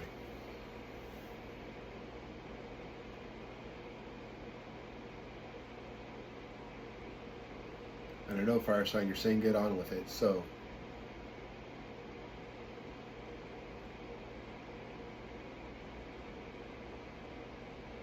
And what else is this telling us, Leo, for you? Love abounds.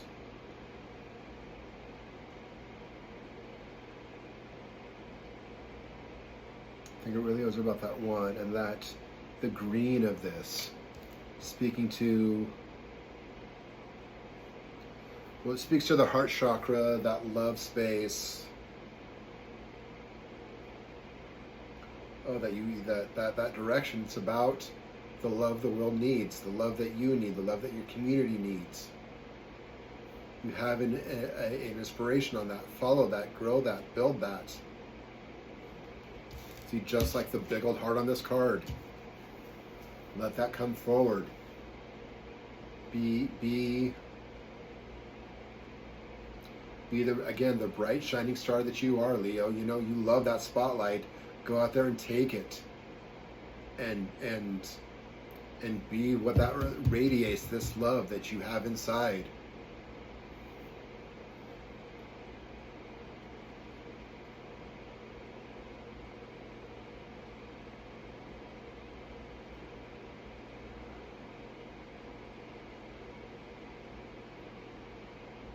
Because not only will it absolutely crush you to not do it, it is what's needed, is how you will serve. You are laying beautiful, deep foundations that a lot of other people are going to be dependent on as we step into this higher work. Speak your truth, sing your song.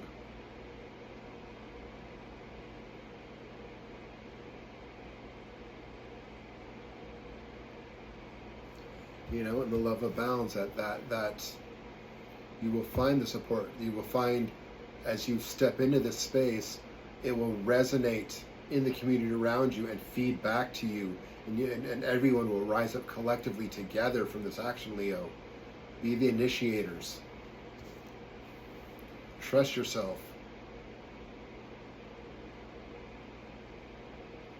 What else for you, Leos?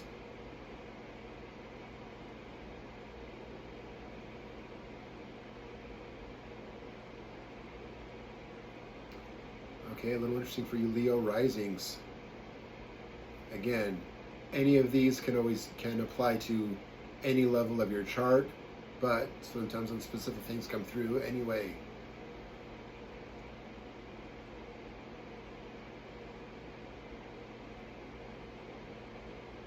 For the rising Leos, let that boldness push you past whatever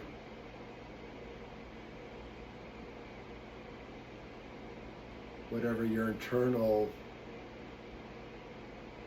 blockages are. The world sees you as bold, as showy, as knowing. Believe that outside feedback for whatever shadow places inside need it, you rising Leos.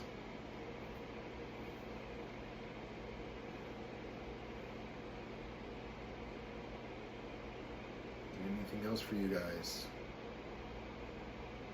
Anything else for Leo for 2026? All right, nope, that's it. And we'll reset out from that.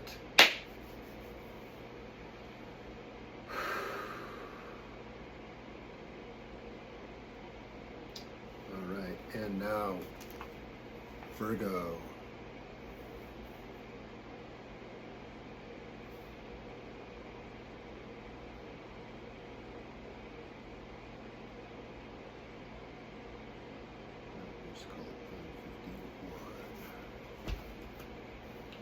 Stepping into the energy for Virgo 2026.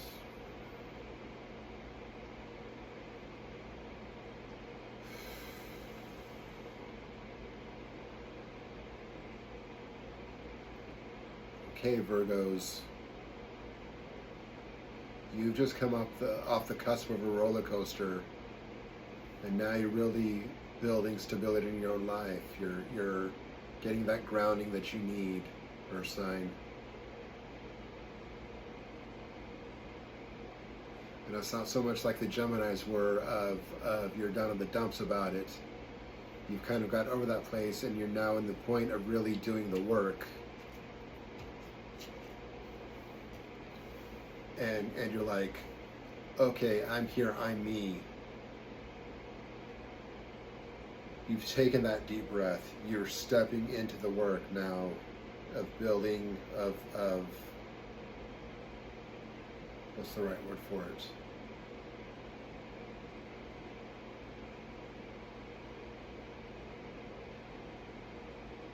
Of standing in your boundaries. You've got the idea of exactly what your boundaries are. Now you're ready to really stand in that place. So as other things come up, they just do not stand past that. You haven't a clear idea of where your boundaries are. Now it's time to stand in them, Virgos.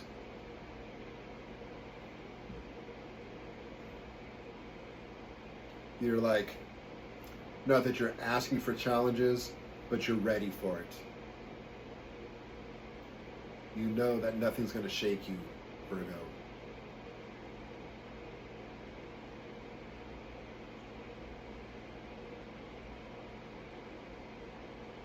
Virgo 2026, what else you got?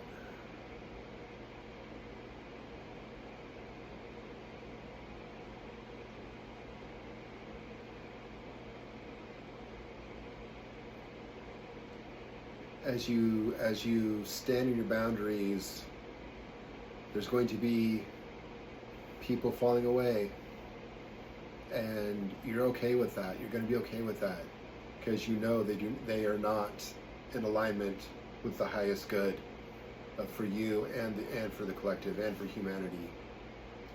And not that there's anything necessarily wrong or evil or bad about them. It's just not the path that you're on, and it's time for all of us to step fully into our path and to play our part however that leads. And now's the time of really letting everything else that does not serve that, it's not alignment for you, Virgo, fall away. You know that, Virgo? little verbal stumble there on my part. Anyway, human moments happen during readings. On with the messages. So Virgo, what else we got for you in 2026? Yeah, those that do not serve falling away as you stand firm on your boundaries.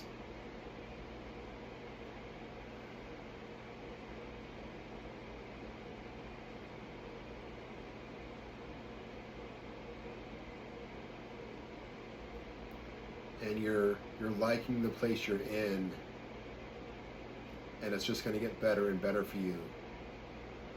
There's going to be a little bit of emotionality around some of those releases that happen from people that don't serve, but ultimately you're going to see the joy of it, the empowerment, and that's even a better word for it, empowerment, better than joy. And you're going to see exactly what your boundaries can do for serving you and those who are truly aligned. You're going to set an example, and the more you do it, the more the collective around you is going to be strengthened in those boundaries themselves. You're the center of the hub in this aspect, so to speak.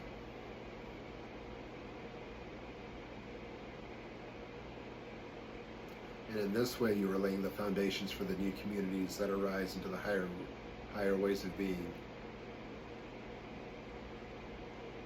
You're leading the charge of rock-solid boundaries, Virgos.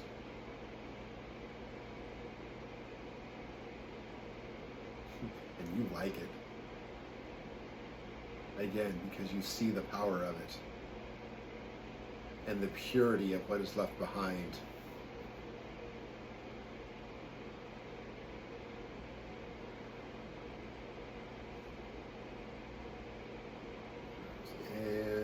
Cards for you. Okay,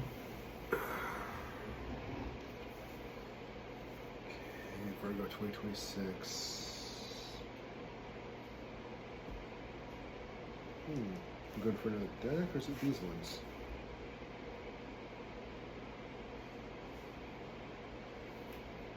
Oh, Virgo, you're getting the green man. Okay.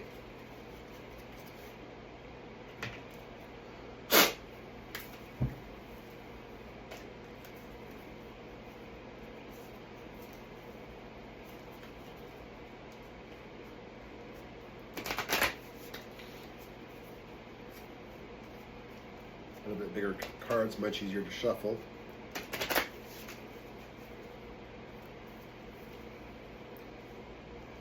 This was the first divination deck I ever got.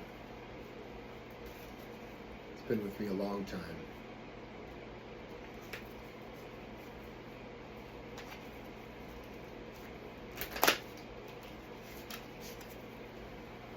Okay, 2026 Virgos, what does the green man have to say to you, the spirit of all that grows?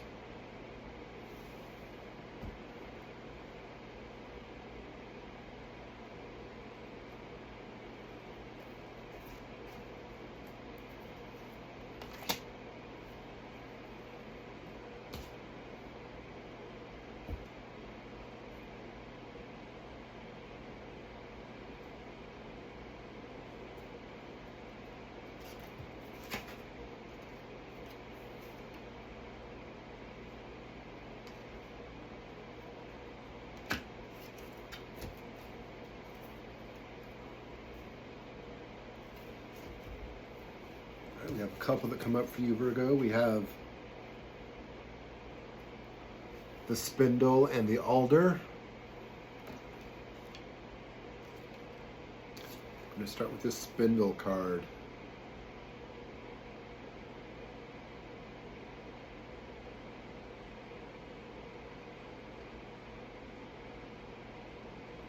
All right, I'm hearing to go to the book for you. You know, as many times as I've worked with this deck, I don't know if I've ever pulled that before.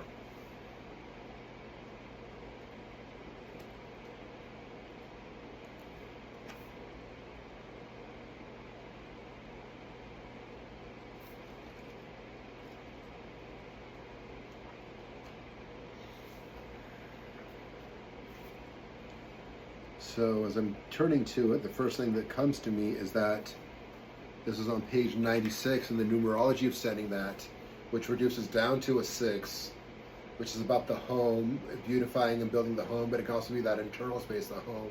So again, those boundaries, those internal boundaries, so important for you, Virgo.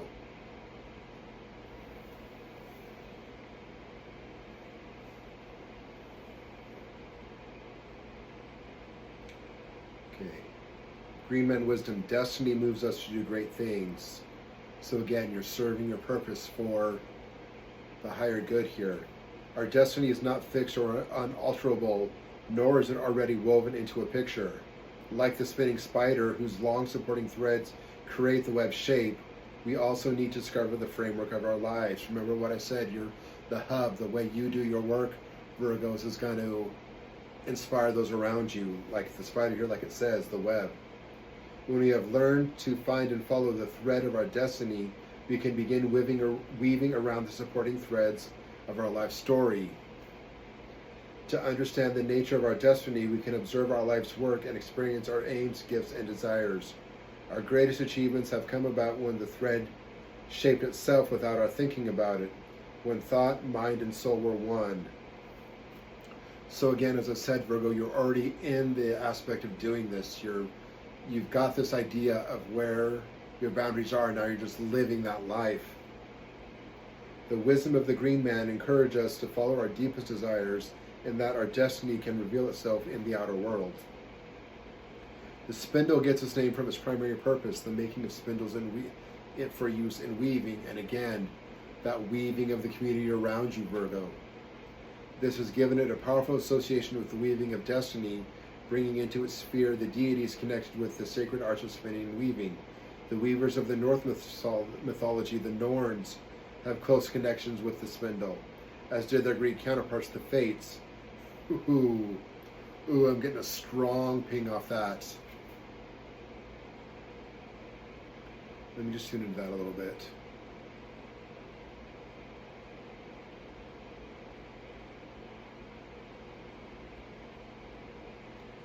Yeah, this is stepping into deep karmic soul work for you, Virgos.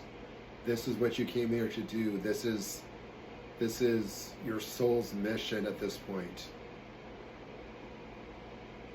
To set these boundaries and inspire others to do the same through the example that you set. Who spun, wove, and cut off the thread of life. The symbolism was the same in each case. The goddess wove the thread of each human life into a vast tapestry representing the whole of creation, or in what I'm tuning into here, the karmic flow of your life, that what your soul work is for this lifetime.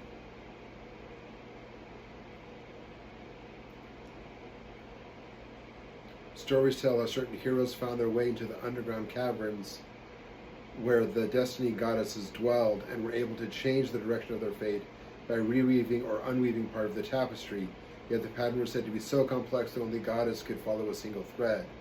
Spindle also has an association with childbirth, probably recalling the destiny woven for every child before it is ever born, as again, what your soul came into this place to do, Virgos. The fates themselves sometimes assisted the hero's birth.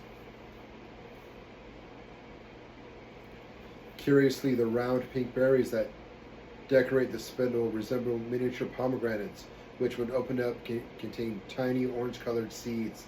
The symbolism of pomegranates is well known from the story of Persephone, who in Greek tradition became the goddess of the underworld after she was stolen away by Hades. Once again, the links are with fate and destiny, both of which are controlled by the underworld deities. By spinning a thread to guide her through in the underworld, goddess Hecate led Persephone's mother Demeter to her daughter.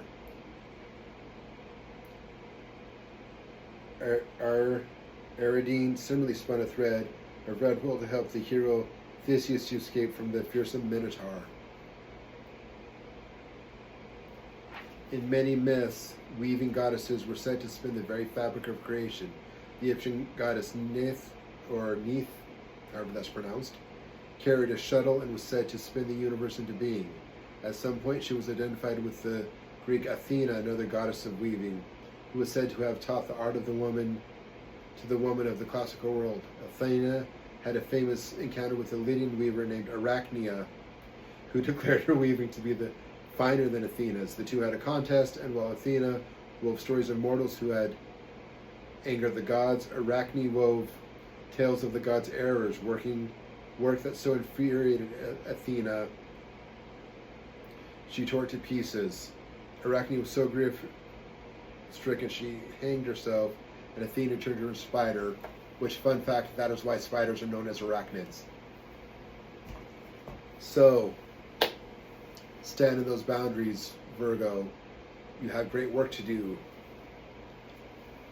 And also for you, this altar came up.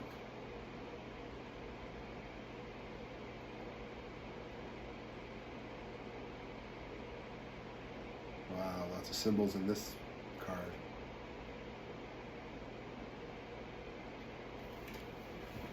And see, we're going to just the intuitive and what's showing up in the card a little bit. And as well as you can see, the face on that is just looks to me to be very old and wise. And the wisdom from your past, from that your soul is so ready to do this work of standing strong in yourself. You've been working on this for many, many lifetimes, Virgo, and now's the time to do it. You know, regardless of your chronological age, the wisdom of soul life is serving you in standing in your boundaries, of being deep and rooted as the alder tree here is. And alder's a very firm, strong wood. You know, again, speaking to that wisdom. Something about that bird that's etched in the stone there. I don't know how well you can see that in the picture there, but in this boulder here, there's a bird carved in that. And that is what that's standing out to me as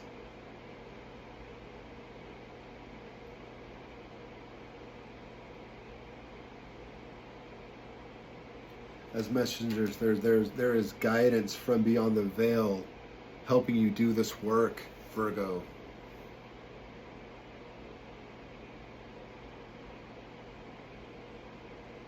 Yeah, you have a guide. Your higher self can be channeled down into here and now to strengthen those boundaries as it is in rock, to strengthen those boundaries to be rock solid, you earthy, you Virgo folks.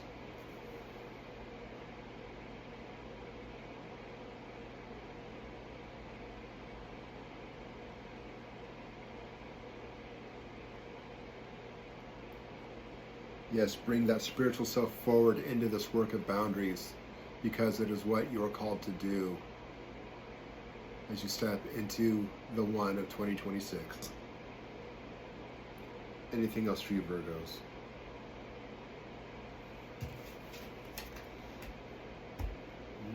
Okay. We'll just leave that out of the box because we may need it again, but we're going to reset from. And now, Libra.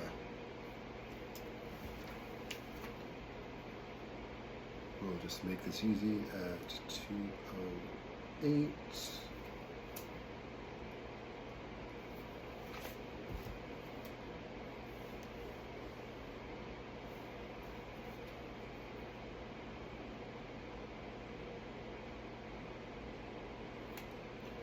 Stepping into the energy for Libra for 2026.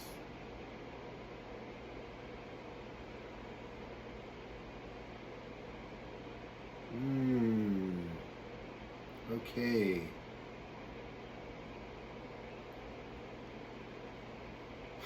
I'm rocking on your scales here, Libra. Which way are we gonna go? And you've got some ideas that you're doing your thing, you're weighing it out. About trusting yourself, about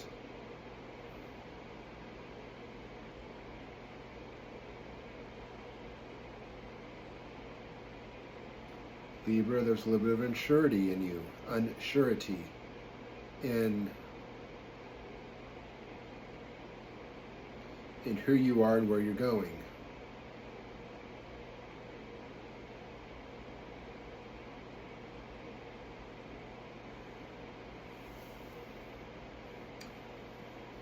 And I'm coming back to the runes in the collective reading, that Kenaz, that knowledge, that wisdom of what came before you, the philosophers, the teachers, the leaders. Look to that for guidance. That's going to give you some clarity, Libras.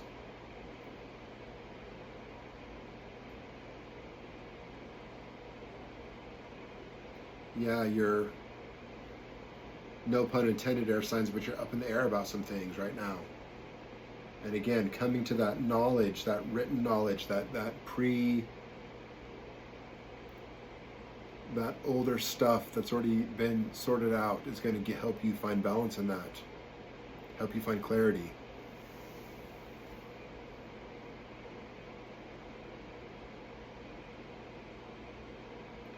Libra for 2026. What else we got for you?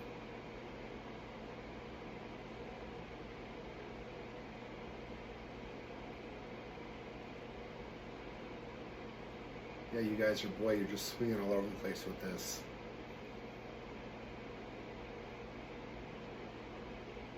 Again, come back to the writings, the intellectual study.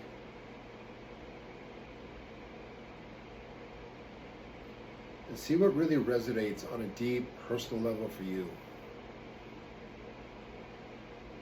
It can even be in fiction and stories. Yes, intellectual writings can be helpful, but even fiction can give you direction. You know, see what heroes and main characters that you identify with and the struggles they go through and how it spoke and changed and unfolded for them, and see what that can lead you to for clarity in your own life.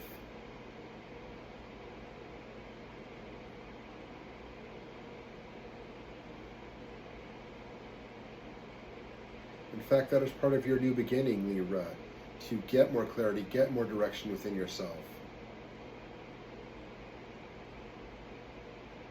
Because there has been the ending, and now you're in this place of, well, what now? You don't have that clear direction like the Leos did. So now you need to start to tap the resources to find it, be able to find it.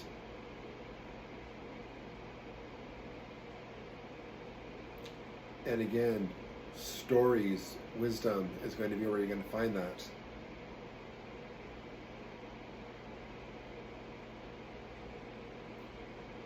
And it doesn't necessarily have to be what's written, you know. Shows and movies can speak to this to you as well. You know, see what you're intuitively drawn to, and what characters really speak to you.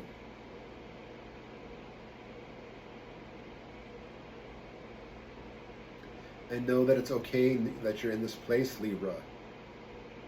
That the guidance will come and you will find direction and grounding.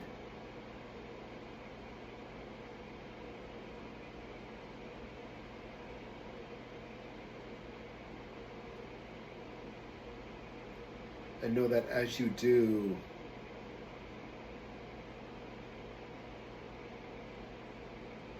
your contemplation skills are going to be very needed. Your ability to take time to discern.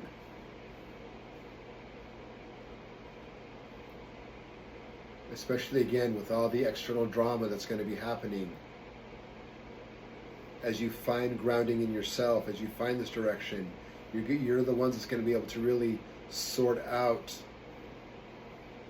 the bullshit, the BS, the crap, from what is really important, from the true message that need to be heard.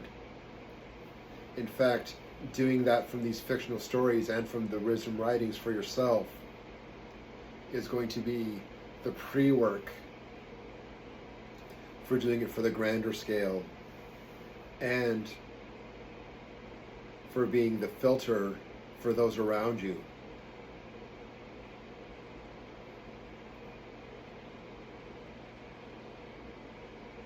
Yes, Libra. Yes.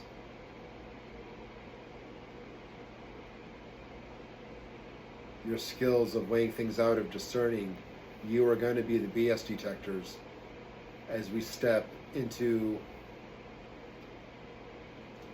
these new ways of these little bastions of light filtered out from the external drama.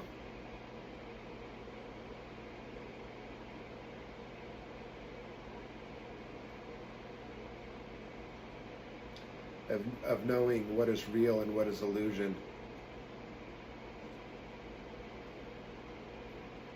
Anytime you say, let's step back, let's wait a minute, let's think about this, you're going to be the ones leading the charge on that aspect.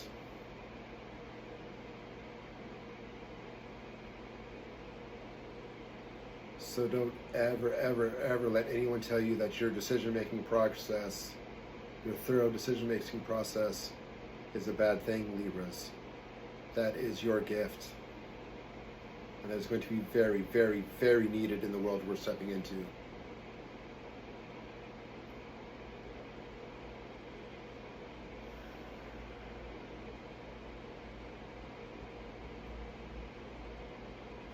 What else for you, Libras, for 2026?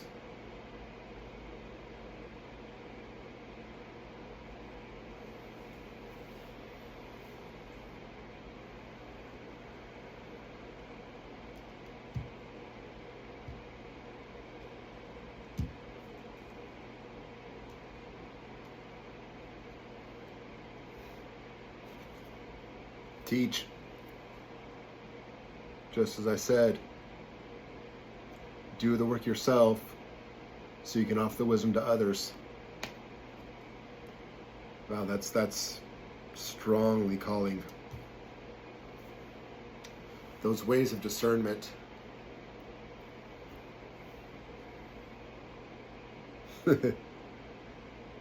Sorry, I got distracted by the cute little palm in the picture there. Anyway. But yes, the wise woman there offering the wisdom. bringing the knowledge from those written words out to those around you.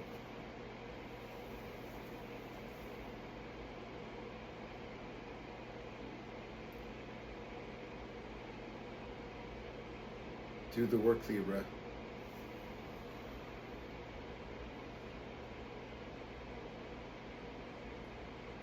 You have great, great wisdom to offer.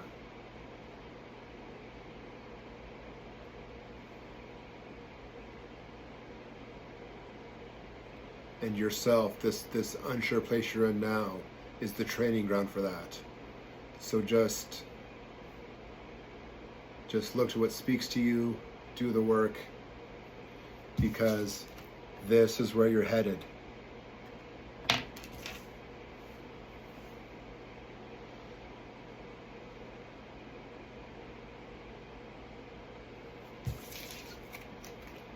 Besides just looking cute, there's something about that dog that looks like a little Pomeranian to me off to her side there.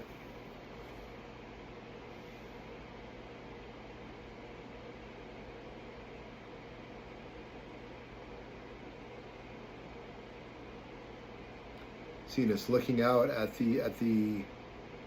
those listening.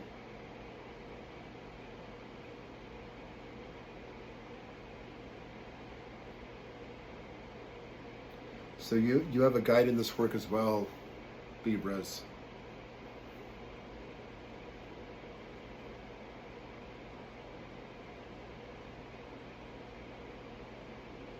Yes, look to your animal totems, your animal guides for assistance in this work.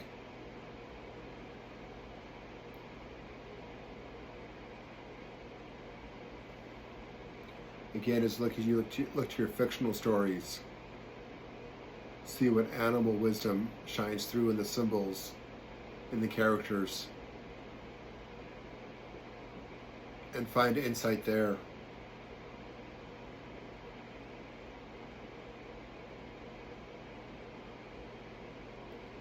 Because there's a guide guides that have been with you for a very, very long time that's going to help you with this work, Libra. Of being able to discern what is and what is not in true alignment. Of being able to separate from the external drama, the bullshit, the distractions, and stand in that spiritual place of serving the light.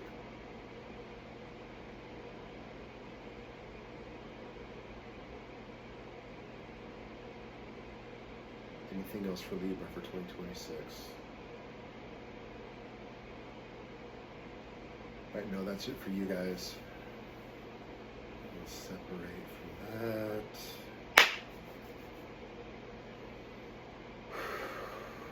Halfway through. Over halfway through. All right. Next we have Scorpio.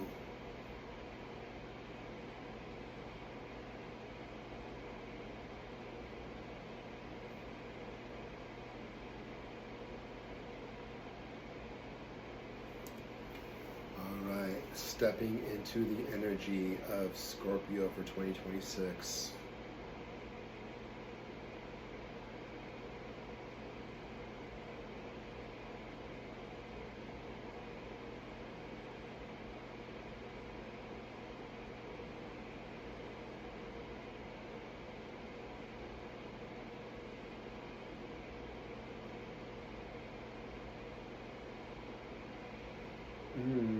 Okay, Scorpios, you have, I'm getting almost like something that needs to be purged, kind of energy coming up for you guys. So what's that saying is, and especially emotional baggage, you got stuff to let go of there, Scorpios. You know what? It sucks to have been hurt by those around you, by those close. And we do, of course, have to always honor our feelings, but we have to process, we have to let go, we have to move through, Scorpios. And I know as water signs, you know, that emotional self, it's a big part of who you are.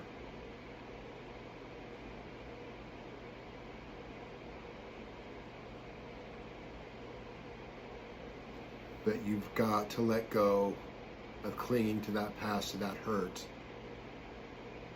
You know, healers are available. Book a session with me if you feel called to. We can work through that. In fact, I'm feeling called that really to say that again. You know, if my work as a healer can resonate with you, or find whoever's close to you, whoever you are called to, for help in doing this and letting go of the past, because you need to do it, Scorpios. Holding on to old hatreds, old grudges will only drag you down. It is time to move on, Scorpio.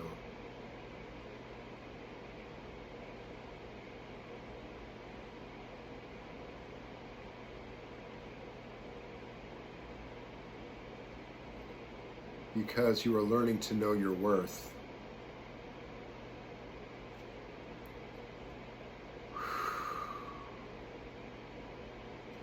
That old attachment is keeping you so engrossed in that other person and them that you are forgetting yourself, and you have to let go and stand in yourself. That is what the one collective energy is about.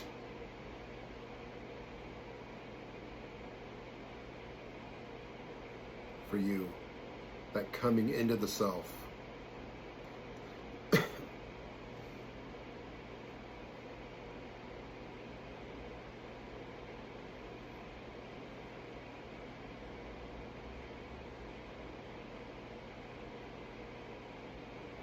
Scorpios, what else for you in 2026?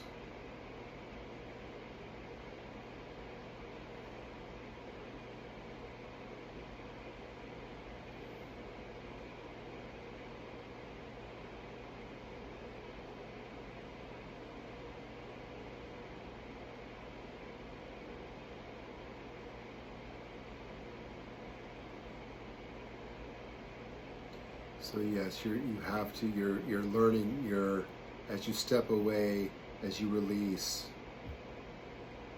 and you're learning your worth, your value.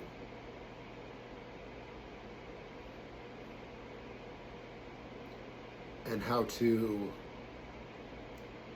fully release that attachments to the past, to do that emotional processing, so you can come to that beautiful, loving, vulnerable, emotional self that all you water signs are capable of. That can love so deeply, so passionately, so fully. Because with everything that's going on, there's going to be a lot of compassion needed for the world and for the self. And just like the Libras, or just like the Virgos, we're learning to do the work from themselves to inspire others. Your work, Scorpios, is all about the compassion that even though there's much darkness around there, that those perpetuating the darkness, they're hurting themselves as much as they're hurting others. And especially for those being hurt, you can be that source of love, that compassion, that of healing, Scorpios.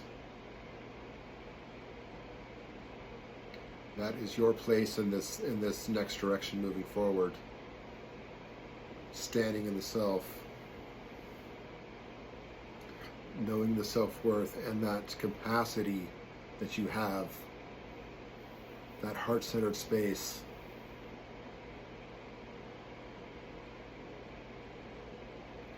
That you've got to let go first. Again. And just like with the Libra, of having to do the work for themselves so they can then offer to others, that is exactly the same thing for you, Scorpios. You're doing the interpersonal work for yourself, so then you can offer it to others and help guide them through it.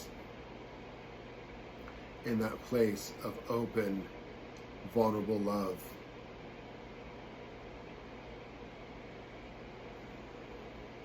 What else for Scorpio for 2026?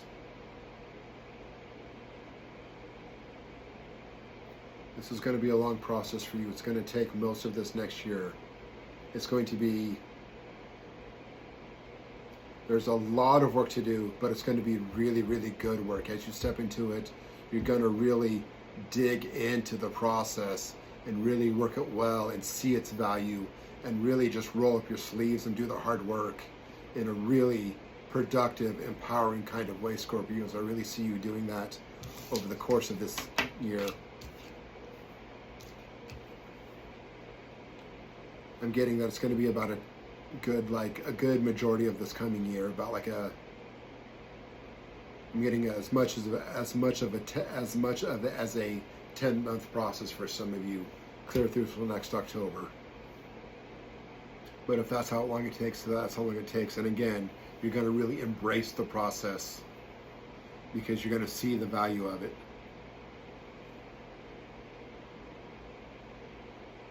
What else for you, Scorpios?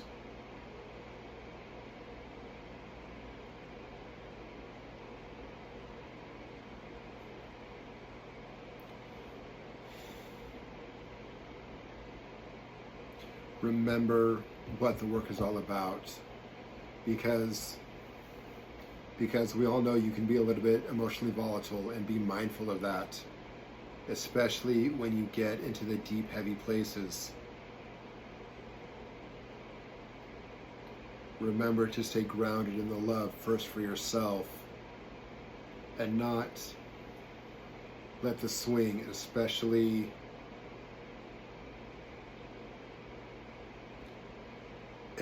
again when things get heavy with those around you. Don't let the rug get pulled out from under you, and let that big, bold emotional self get the better of you. You can do it. You can stay grounded in the love.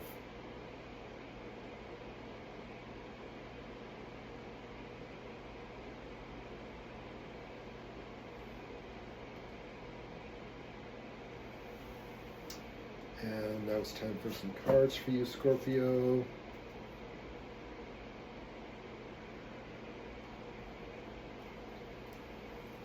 Back to our Celtic Tree Oracle deck.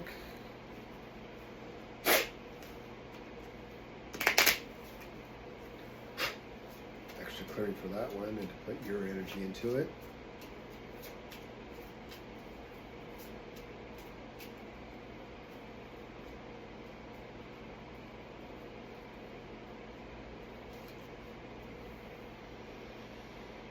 Scorpio for 2026.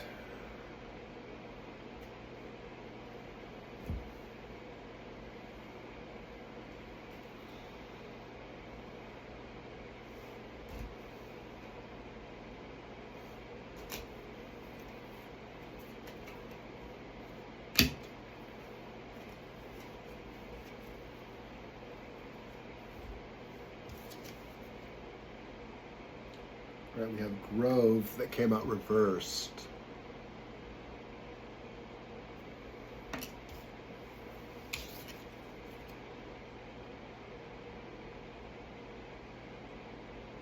So that it's a grove, so it's all these little things that immediately to me says about, again, the vast landscape of emotionality, and the fact that it's reversed talks about the current turmoil that needs to be moved past for you, Scorpios. Like I started with on the intuitive side for your reading here. But there's a lot to sort through, but that you're going to do the work, you're going to get through it, and it's going to serve beautifully.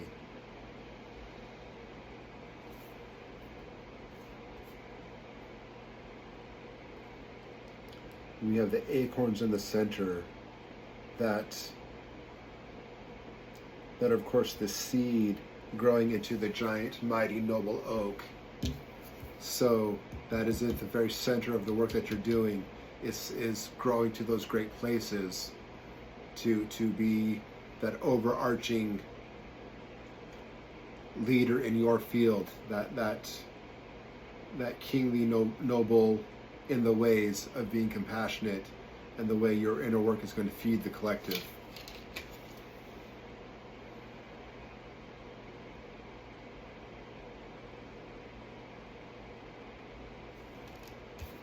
And we'll go to the book.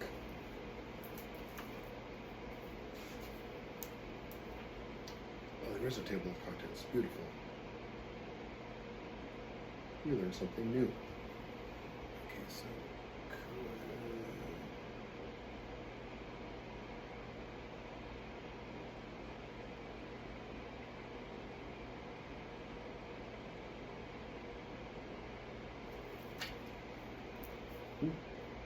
missing here?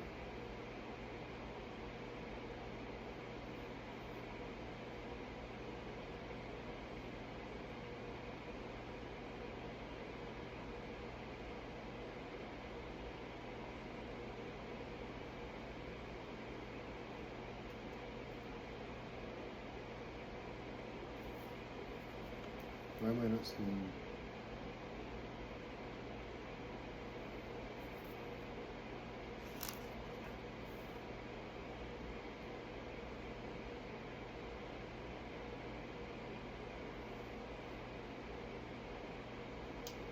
Bear with me, Scorpios.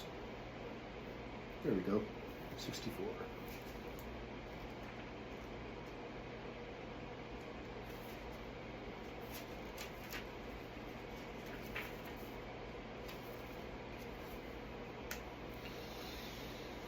All right. In Alba, present-day Scotland, there exist certain groups of trees that have always been revered. Superstitions surround them that their branches, for example, should never be lopped or pruned. Such groupings are known as bell trees, from the Gaelic bail, meaning clusters of trees. These trees are supposed to be the remnants, the survivors of ancient druidic groves, usually composed of oaks, but sometimes of other trees, and always situated near a spring.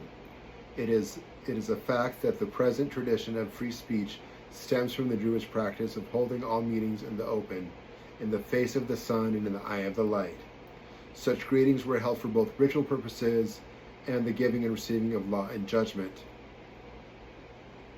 Parliament Hill, the Landlin in northern London, is so called because it was a gorsedd, or meeting hill, from ancient Celtic times. It bears the traces of artificial terracing and ditching carried out in distant past. A spring, since diverted, used to arise from its flank. The Grove Ogam card represents all knowledge, a sacred place where all is linked and becomes clear in togetherness and unity, just as old groves contain trees. Trees sense and bound their urges together in a common purpose. So again, your work of this emotional healing is going to serve the collective. All trees of the alphabet have association with deities, festivals, the months of the year, myths, legends, and much more. To gain a full understanding of their wisdom, you have to look behind what is presented on the surface to see the underlying principles of life, both spiritual and natural. The revolving patterns of the soul, the seasons, and the cosmos that enclose us all. So again, this is not just about you. I mean, to start with, it is about your personal healing, Scorpios. But it's not about you, it's about the higher good. The grove gathers together for your journey all the knowledge hidden in the trees. It holds comprehension of all that you already know or are capable of knowing.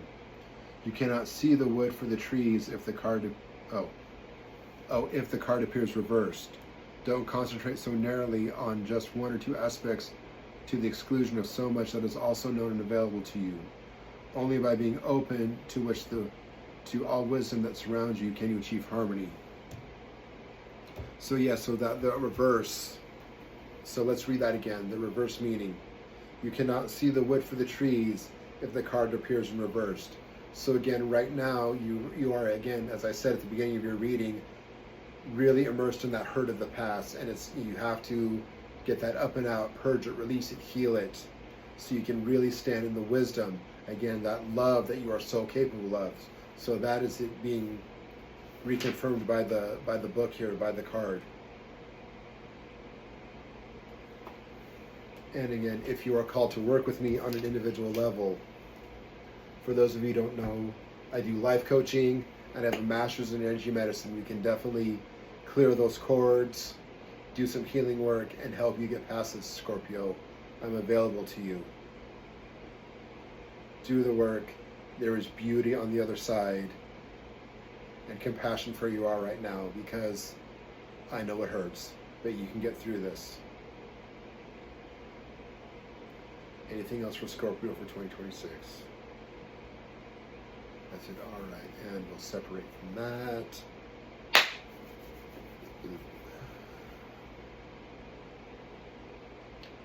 And on to Sagittarius.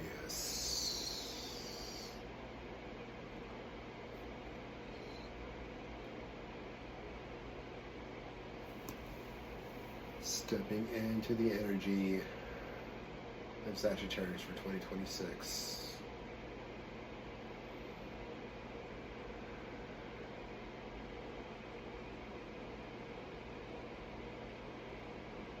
Okay, my Sag folk, what do we got for you?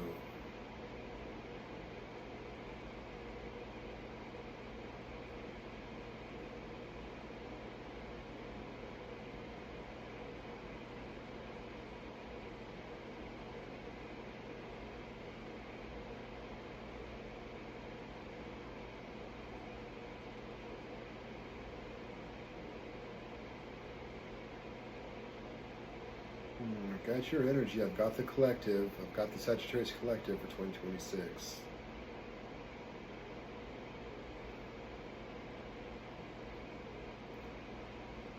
Nothing particular significant or specific in the intuitive reading here, but I'm going to start with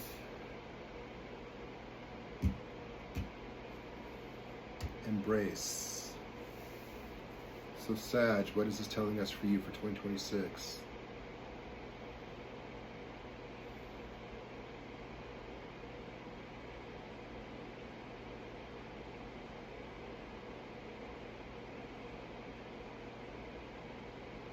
Okay, and so that's why it was slow coming in, because you're kind of in a low place right now. But just as there is that heart down in the earth, there's an underbelly of something that you're feeling. It's not as clear and direct as it was for your Leo fire counterparts, but it's there. Or no, I mean for your Aries.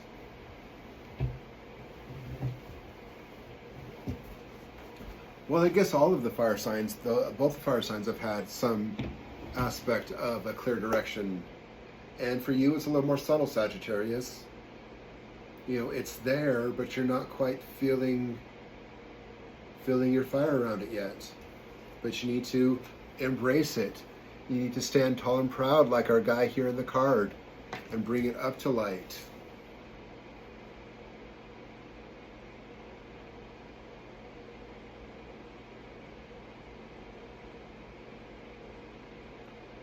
Yeah, do something to get yourself jazzed up about it, jazzed and excited.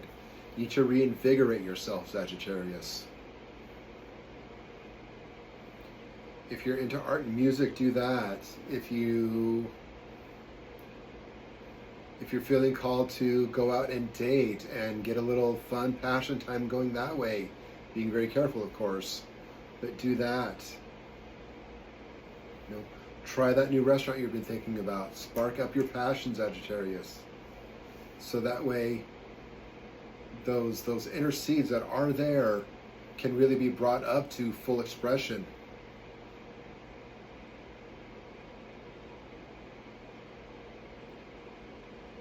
Because, Sagittarius, that is your gift. You light the passion.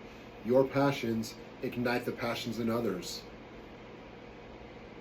So just like so many of the signs before, you're going to be starting with your self-work to offer to others.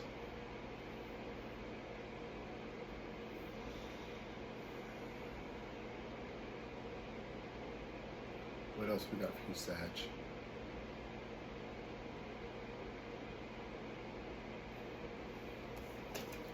Still more talking about this card.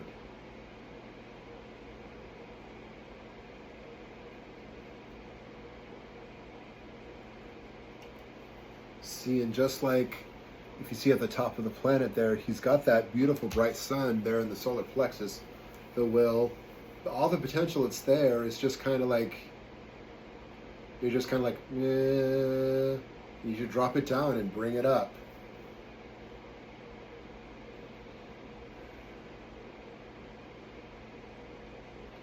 Sagittarius, because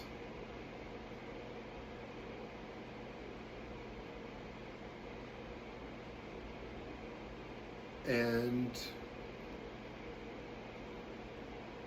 And it's okay that you're where you're at, and you're just going to start to just ease into this, and the momentum's going to click. So by springtime, you're really going to be up and running, and you're going to get your groove back, and so just know it's coming for you. Believe that. Start where you need to. Again, just with whatever might spark your interest. And now it's going to grow and grow and grow, and that fire that you have is going to feed itself. So again, yeah, I'm getting that by springtime, you're going to be off and running.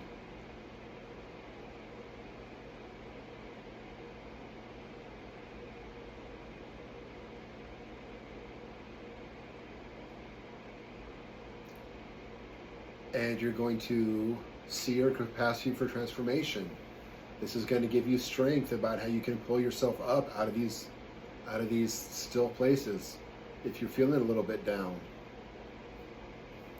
You know, this is going to show you a lot of self-empowerment and the capacity for transformation that you have in your own life, especially for these healings.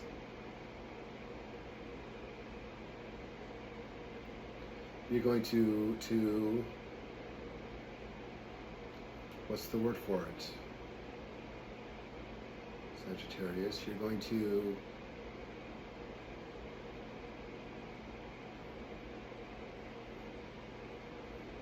find new ways to invigorate and feed yourself.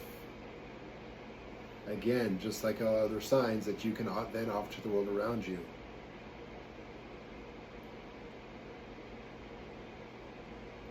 So look for new ideas to do this. You know, it's time to kind of step out of old patterns. Like maybe what worked for you before isn't quite. So it's time to find something new, some new way to step into your interests, to your passions, to your loves, to find excitement and embracement and spark that passion. But again, you're starting where you're at, and that's okay. And it's going to be just a step at a time, and you're just going to ease your way through winter till you really get up and going.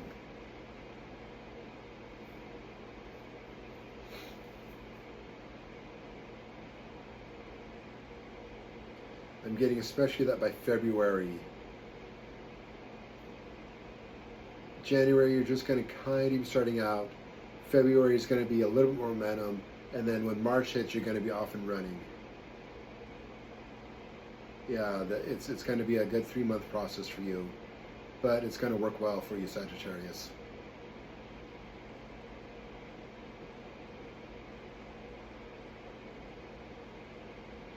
Using your voice. I'm getting for anybody that's called to either music, as far as creating, or even just hanging out to karaoke, can be very, very healing for you and exciting for getting this going. Just getting the vibration of your voice to get that energy moving can be really good for you, Sagittarius. And especially the socialization aspect of that, getting around people, especially a small, good, close group of friends. That's going to be good and healing for you, Sagittarius, for some of you hearing this.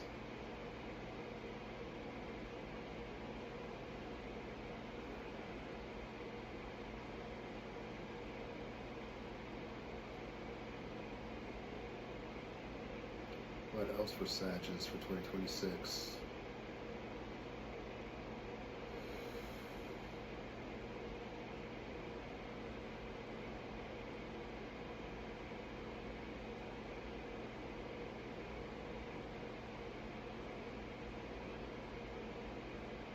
Anything else for Sag?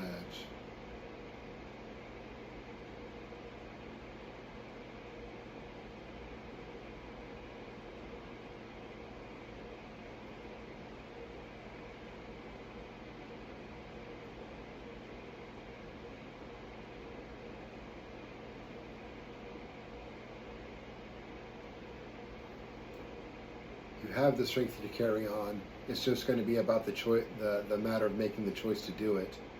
But you definitely have a good, strong will at your disposal. Again, shown by the light at the third chakra in the card here. So cultivate that.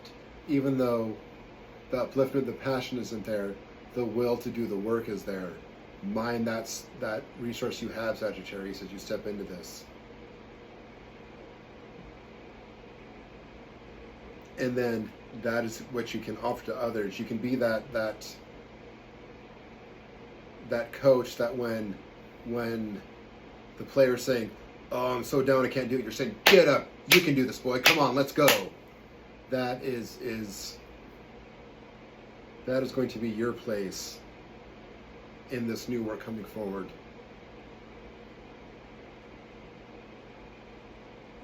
As we step into the one energy.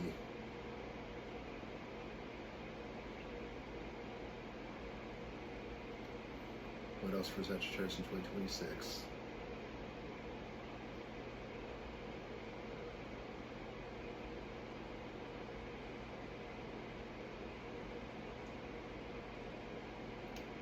That's actually all I'm getting for you, Sag, so it's okay to be where you're at. But look to those little seeds, get it going, tap your will, because you can do this, and it will serve others.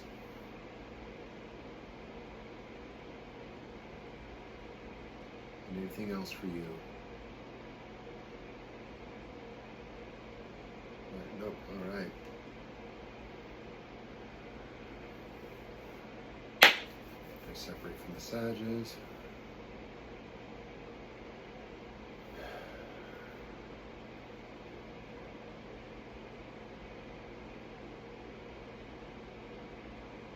Actually, maybe I'm not done with you, am I?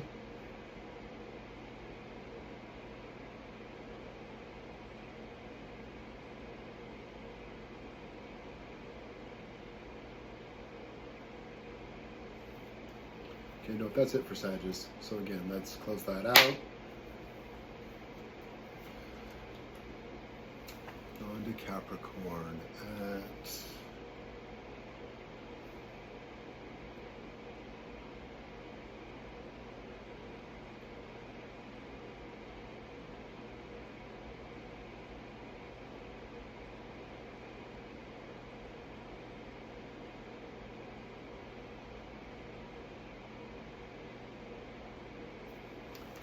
Okay, stepping into Capricorn for 2026.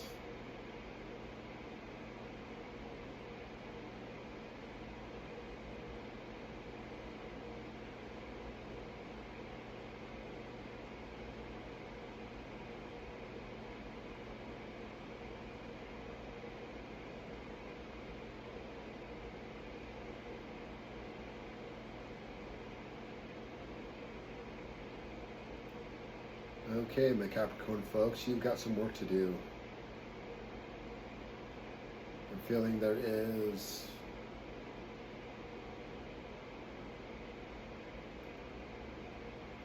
an assurity of self. You've got to get your foundations in order, Capricorn. Because an ungrounded earth sign is just no good. That doesn't serve you, that doesn't serve those around you.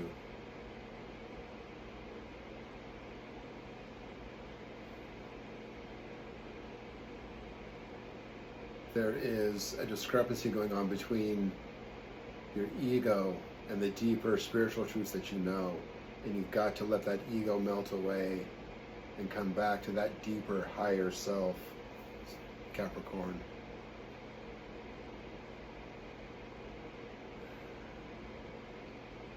Let those old things die. Close it out with this 9 energy. Let it go. Step into the one. Step into the new. Step into that deeper truth that you know. That's at the seat of your soul.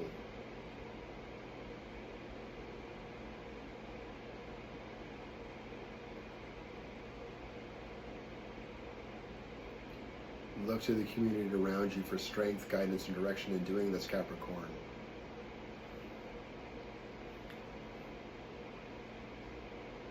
Foundation, foundation, foundation, foundation of community, of those closest to you, will help you do this work, will be the mirrors for both the deeper truths to be reminded of and what let go. When you see that in the community that upsets you, that is the mirror of your own ego that needs to be let go of and released. Remember, every relationship is a mirror for you, for all of us, but especially for you in this time. From your closest intimate partnerships to business phone calls, to handling things around bills and appointments. Look for all those interactions and what wisdom it can give you as far as doing this internal work for yourself, Capricorn.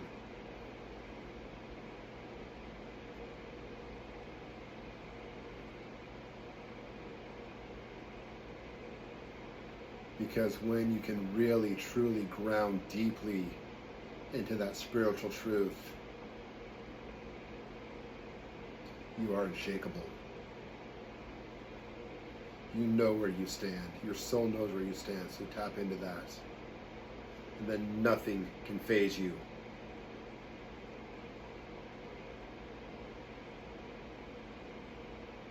You have all the strength, all the grounding, all the power available to you to do anything you wish. When you stand in that place of who you truly are, in your soul, in your higher vision, in your connection to the divine.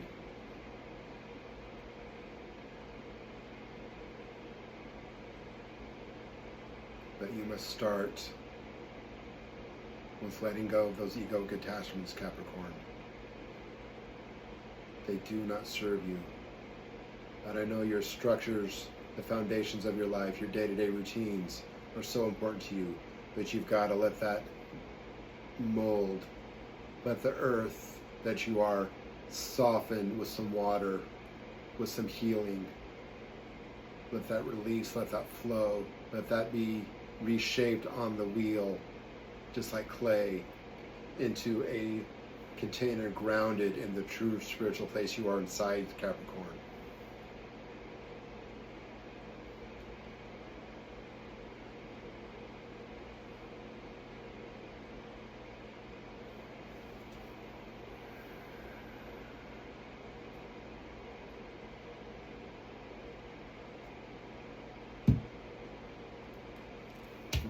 Balance. Balance, balance, balance. You know, just like I was saying,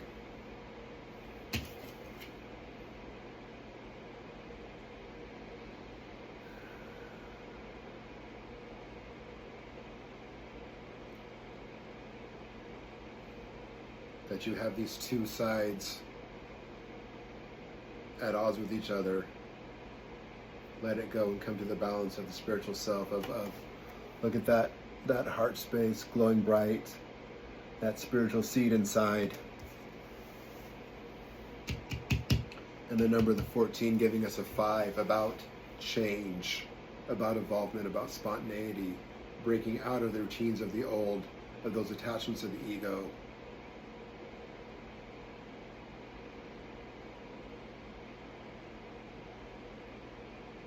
That the ego indicated from the 1 and the 4, the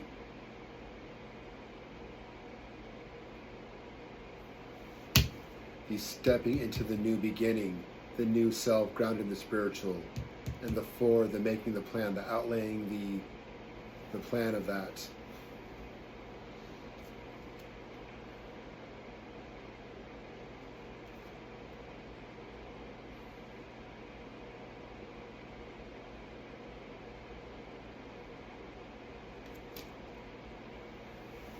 What else for you, Capricorn?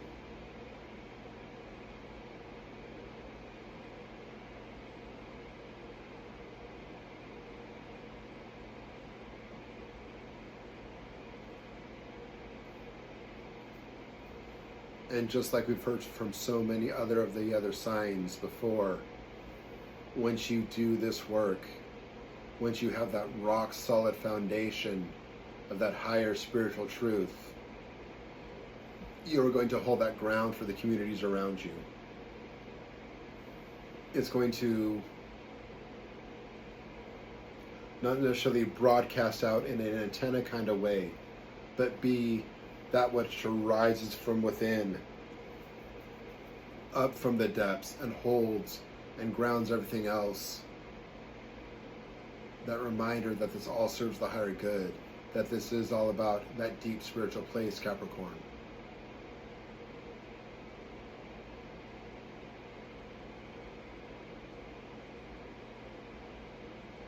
That is your place in this new direction as we step into the great work of humanity's evolvement.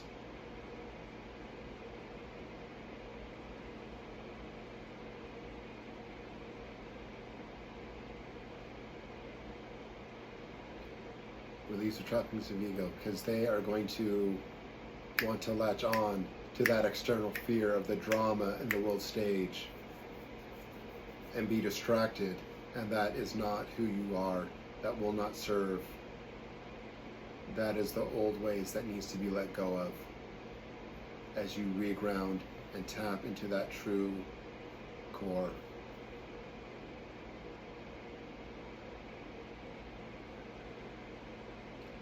Anything else for Capricorn for 2026?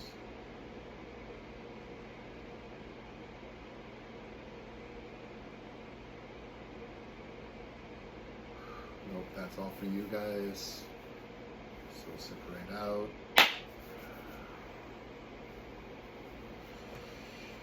And on to my fellow Aquarians.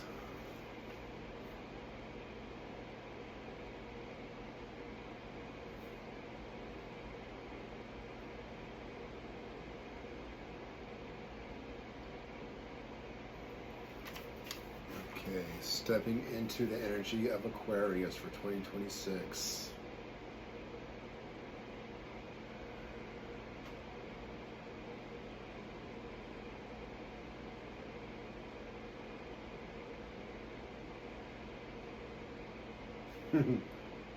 All right, Aquarians. You've had this idea, you've had this thing, you have this inspiration. Now's the time to do it. Oh, do I know the story so well? Take action on your inspirations, Aquarians. Don't stay up here in the air, in the realm of inspiration and idea. You've got to bring it down into hard, concrete action. You are the trailblazers who are setting so many things in place for this new world. Myself here. Okay. Yes, Aquarians, it is time to act and to follow your dreams, follow your intuitions, to bring it into reality, because it is so needed right now. Your unique approach, your innovation. The old world is dying. It is time to forge the new. This is your time to shine. Your out there-ness, your weirdness is your superpower. Believe that, stand in it, be it. Show what individualism can do. Break free from the molds. That's what we were born to do. I say we, I'm an Aquarian, by the way, so I'm talking to myself as much as anyone else. But tapping into the energy even more. Aquarians.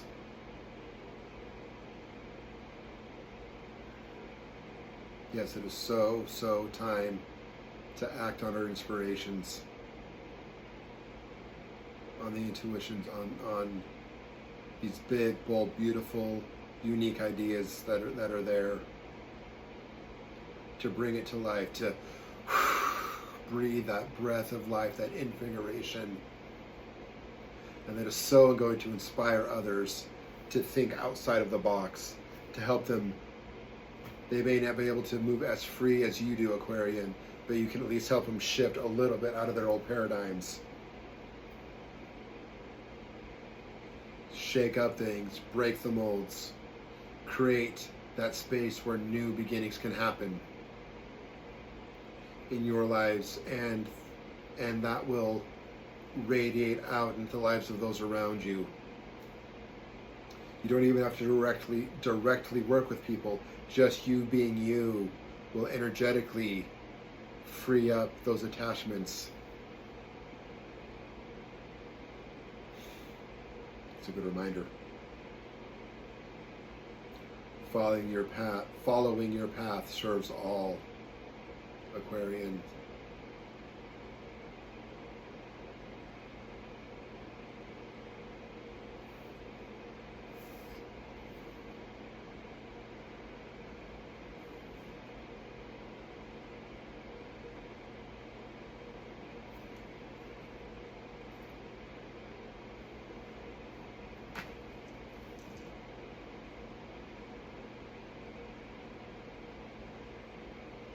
And there's some tools wanting to come through here. Is it cards or...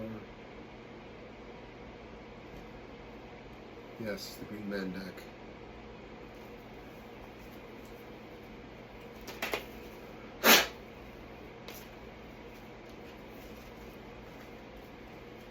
Aquarius 2026.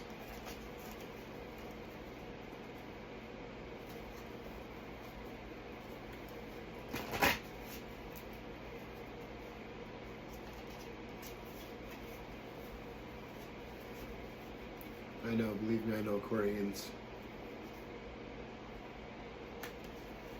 It can be a real trick standing against the flow, but it's what we came here to do.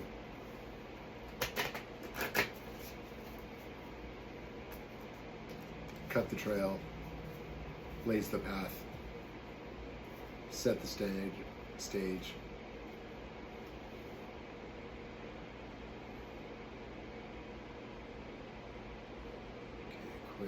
Green Man wisdom, that spirit of all that grows for Aquarian for 2026.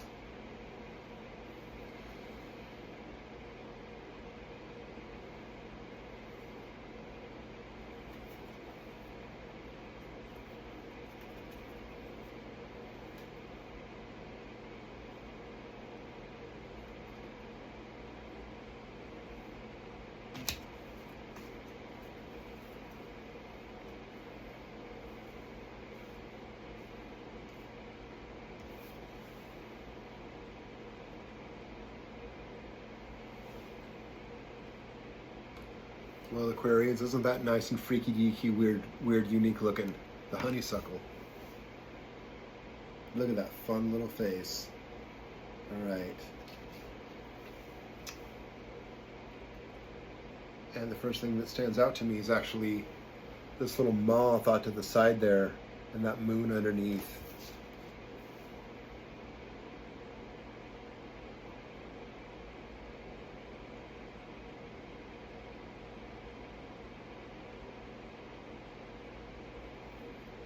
So anytime you feel stuck, you feel unsure, you feel like you need help, guidance into how to move forward, how to bring your unique vision to life, look to the natural world around you. Not only the natural world, but just the world around you. Look to the external signs, and that almost reading the world shamanic kind of sense, seeing what, know that there is no such thing as coincidence. Know that the way the wind changes, the way the movement of the clouds and the sun coming out, if there is any sun where you are right now in the heart of winter. Know that the flows of when you see people crossing and what intuitive thing that might make you think of, there signs abound all around you, Aquarius, for guidance, for how, why, when, to bring your visions to life, to make the moves you need to make.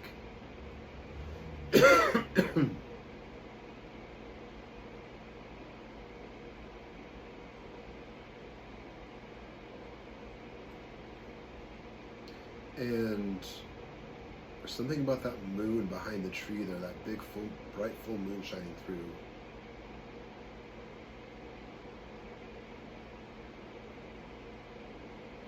Okay, that speaks to that same message I said before about you doing your own unique thing, will just, on a subconscious energetic, affect the way everyone around you, the way, the full moon affects people. They say it must be a full moon out.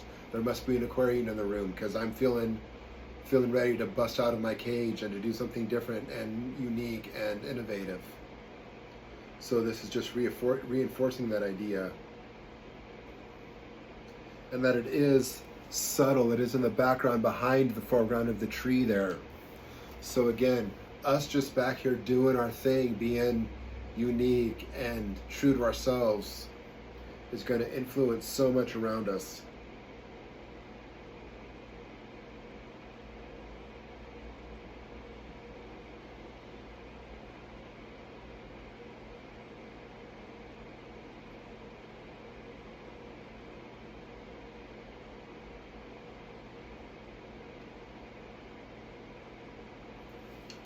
Now we're going to go to the book.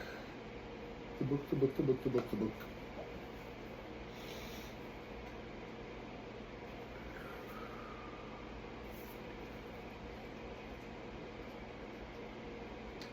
And once you know, it's on number 99, a master number.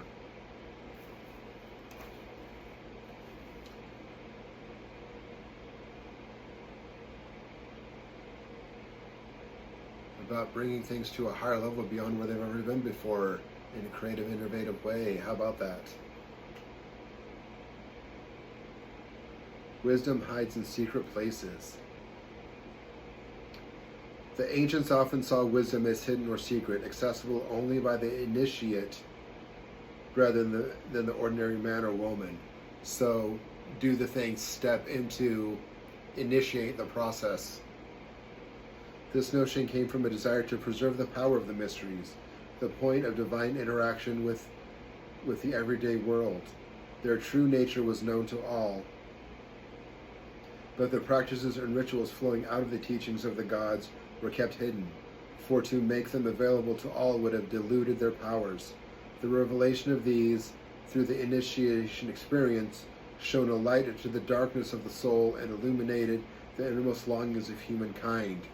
So again, us doing our things is going to naturally draw that out from others into those dark. How many? I love the flow of this. Wisdom can be just as hard to find today, but it is there all the same. The presence of honeysuckle in a reading suggests that a wealth of meaning lies hidden, ready to be uncovered and explored. Do the thing, Aquarius. Do the thing. We are going to open up so much more for the world around us. Honeysuckle folklore centers around love and courtship. In lowland Scotland, a young man visiting a sweetheart always carried a stick cut from the honeysuckle, as it was said to bring luck to the venture and indicate honorable intentions. Its strong, sweet-smelling flowers, scented the air most strongly at night, brought young women erotic dreams and luck to any marriage. Hung over the door of a house, honeysuckle kept unwanted visitors out and good luck in. And over the entrance to the cowshed, it protected cattle from milk theft by the fairies.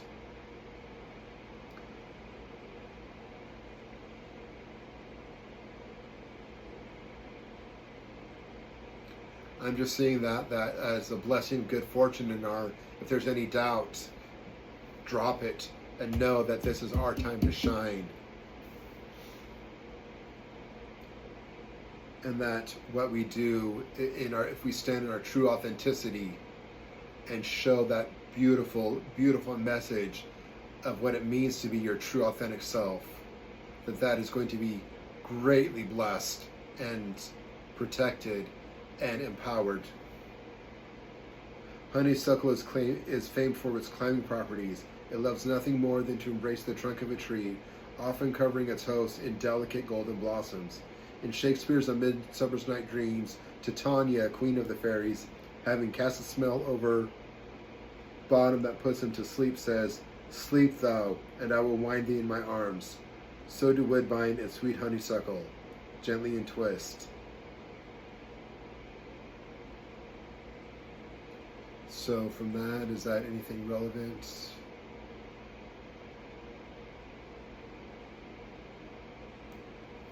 Just at these deep inner weavings that we have inside of us, to trust that, to follow that, to know that that holds truly great, secret, powerful wisdom that we can inspire the world to bring forth by being our true, authentic selves. Alternative names for this letter include the snowball tree and the wayfaring tree, both members of the Lonicera family. Honeysuckle's divinatory meaning, secrecy, may derive from its connection with these shrubs, which are associated with secret, hidden knowledge and with a ritual dance that leads inward to the heart of wisdom. Some experts have linked this dance with Garanos, or crane dance, a sacred step performed in the labyrinths of the ancient world. Passage through one of these mazes was viewed as an initiatory journey leading from a state of divine ignorance to one of experience, so the secrecy of honeysuckle becomes the quest for secret knowledge.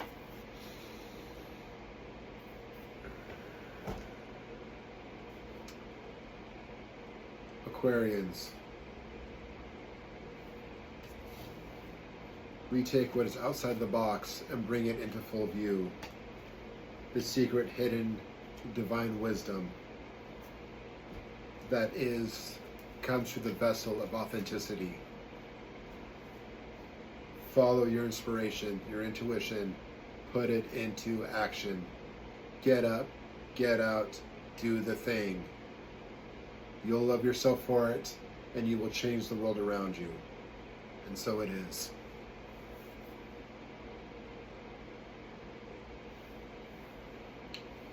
And we're going to separate out from that.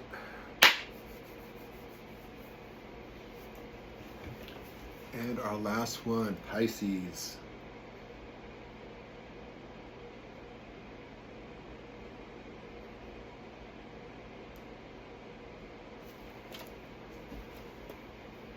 And stepping into the energy of Pisces for 2026.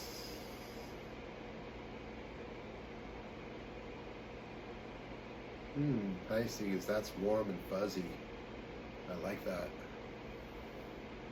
Well, what's the message for you?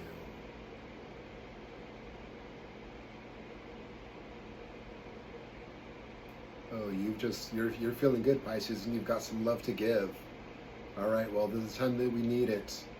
You know, there's a lot of big, bad, dark going on in the world, and we can all use that warmth, that compassion, that fuzziness. So just spread it around like you're called to do, Pisces. You know, of course, watch yourself. Don't overgive. Don't burn yourself out. Watch your boundaries. Be mindful of that. But we could all use a good dose of this warm, fuzzy energy I'm getting from you, Pisces, right now. You know, you got that warm, snuggly blanket feeling going on, you know.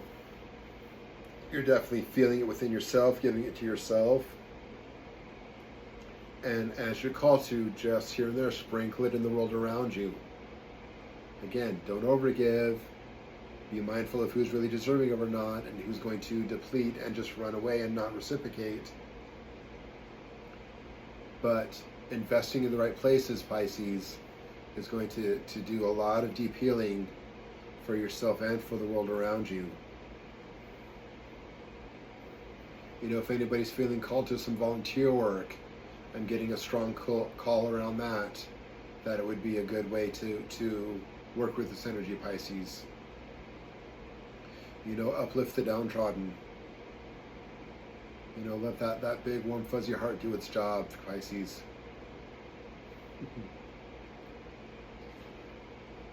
I don't want to read for you anymore. I just want to stay in this energy. It's really nice. Anyway,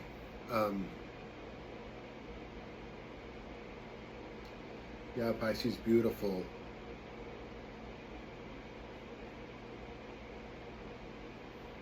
You know, you feel that empathetic self, that empathetic feeling towards those who need it.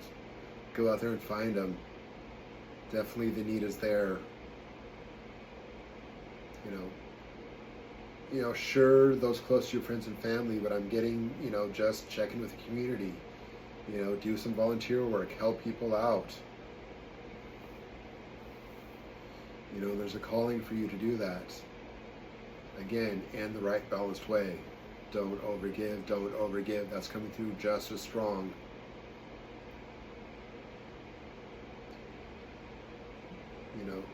Know how to give just enough and then refill your well so you can do it again. Give and take. Find the balance, Pisces.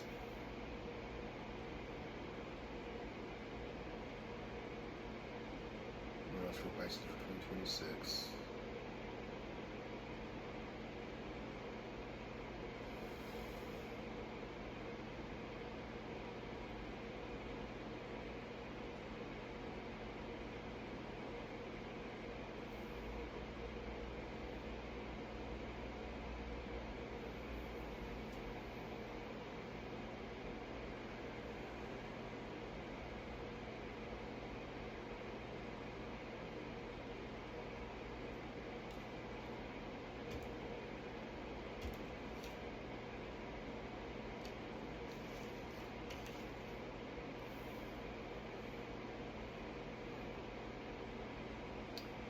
All right, got the crown chakra card for you guys.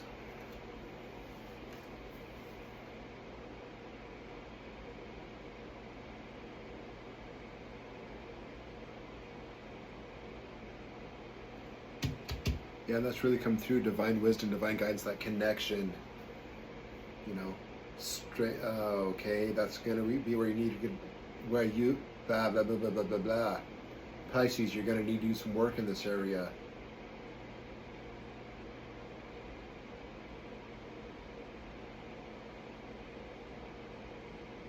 Get clearer ideas on whatever your chosen name is: God, the divine universe, a higher self, a pantheon of gods, if polytheism is your thing. Really, in your own life, step into that. That's going to refill your well that you can then give to others. Get clear on that. If you're in transition, if there's something that doesn't feel right to you, you find the clarity.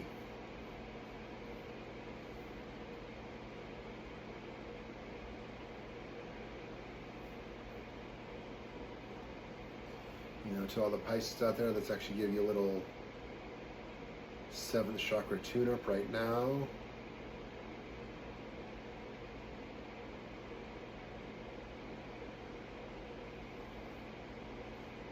There we are.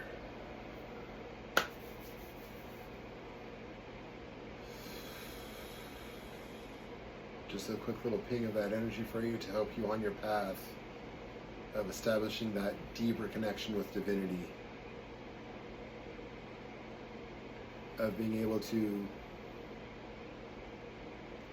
that's not only in like ideas and this ethereal connection, but seeing it within yourself, within the world around you.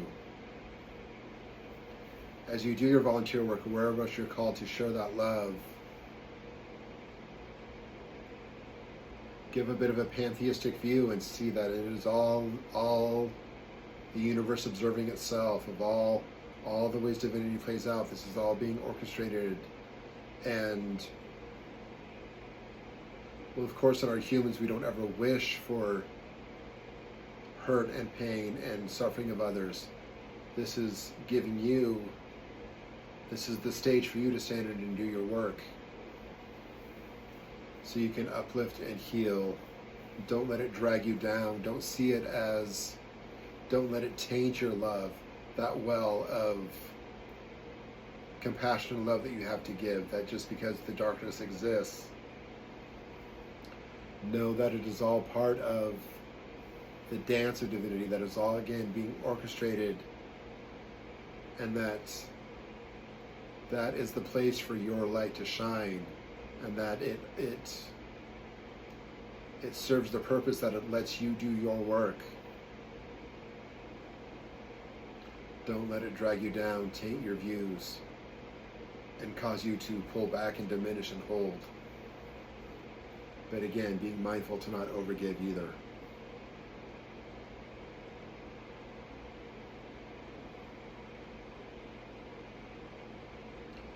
Live in gratitude for the entire experience of life, the yin and the yang, all of it.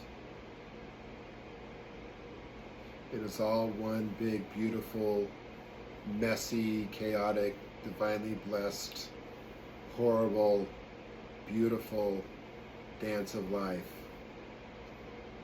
And live in the gratitude that we get to be here at this time to be part of it, and to be on the team of moving it forward towards upliftment and blessing and transformation and light.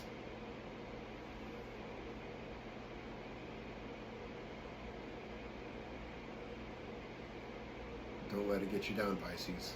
Don't let it get you down.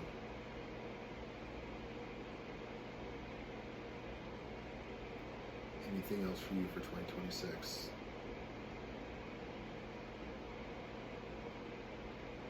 No. I'm going to separate from that.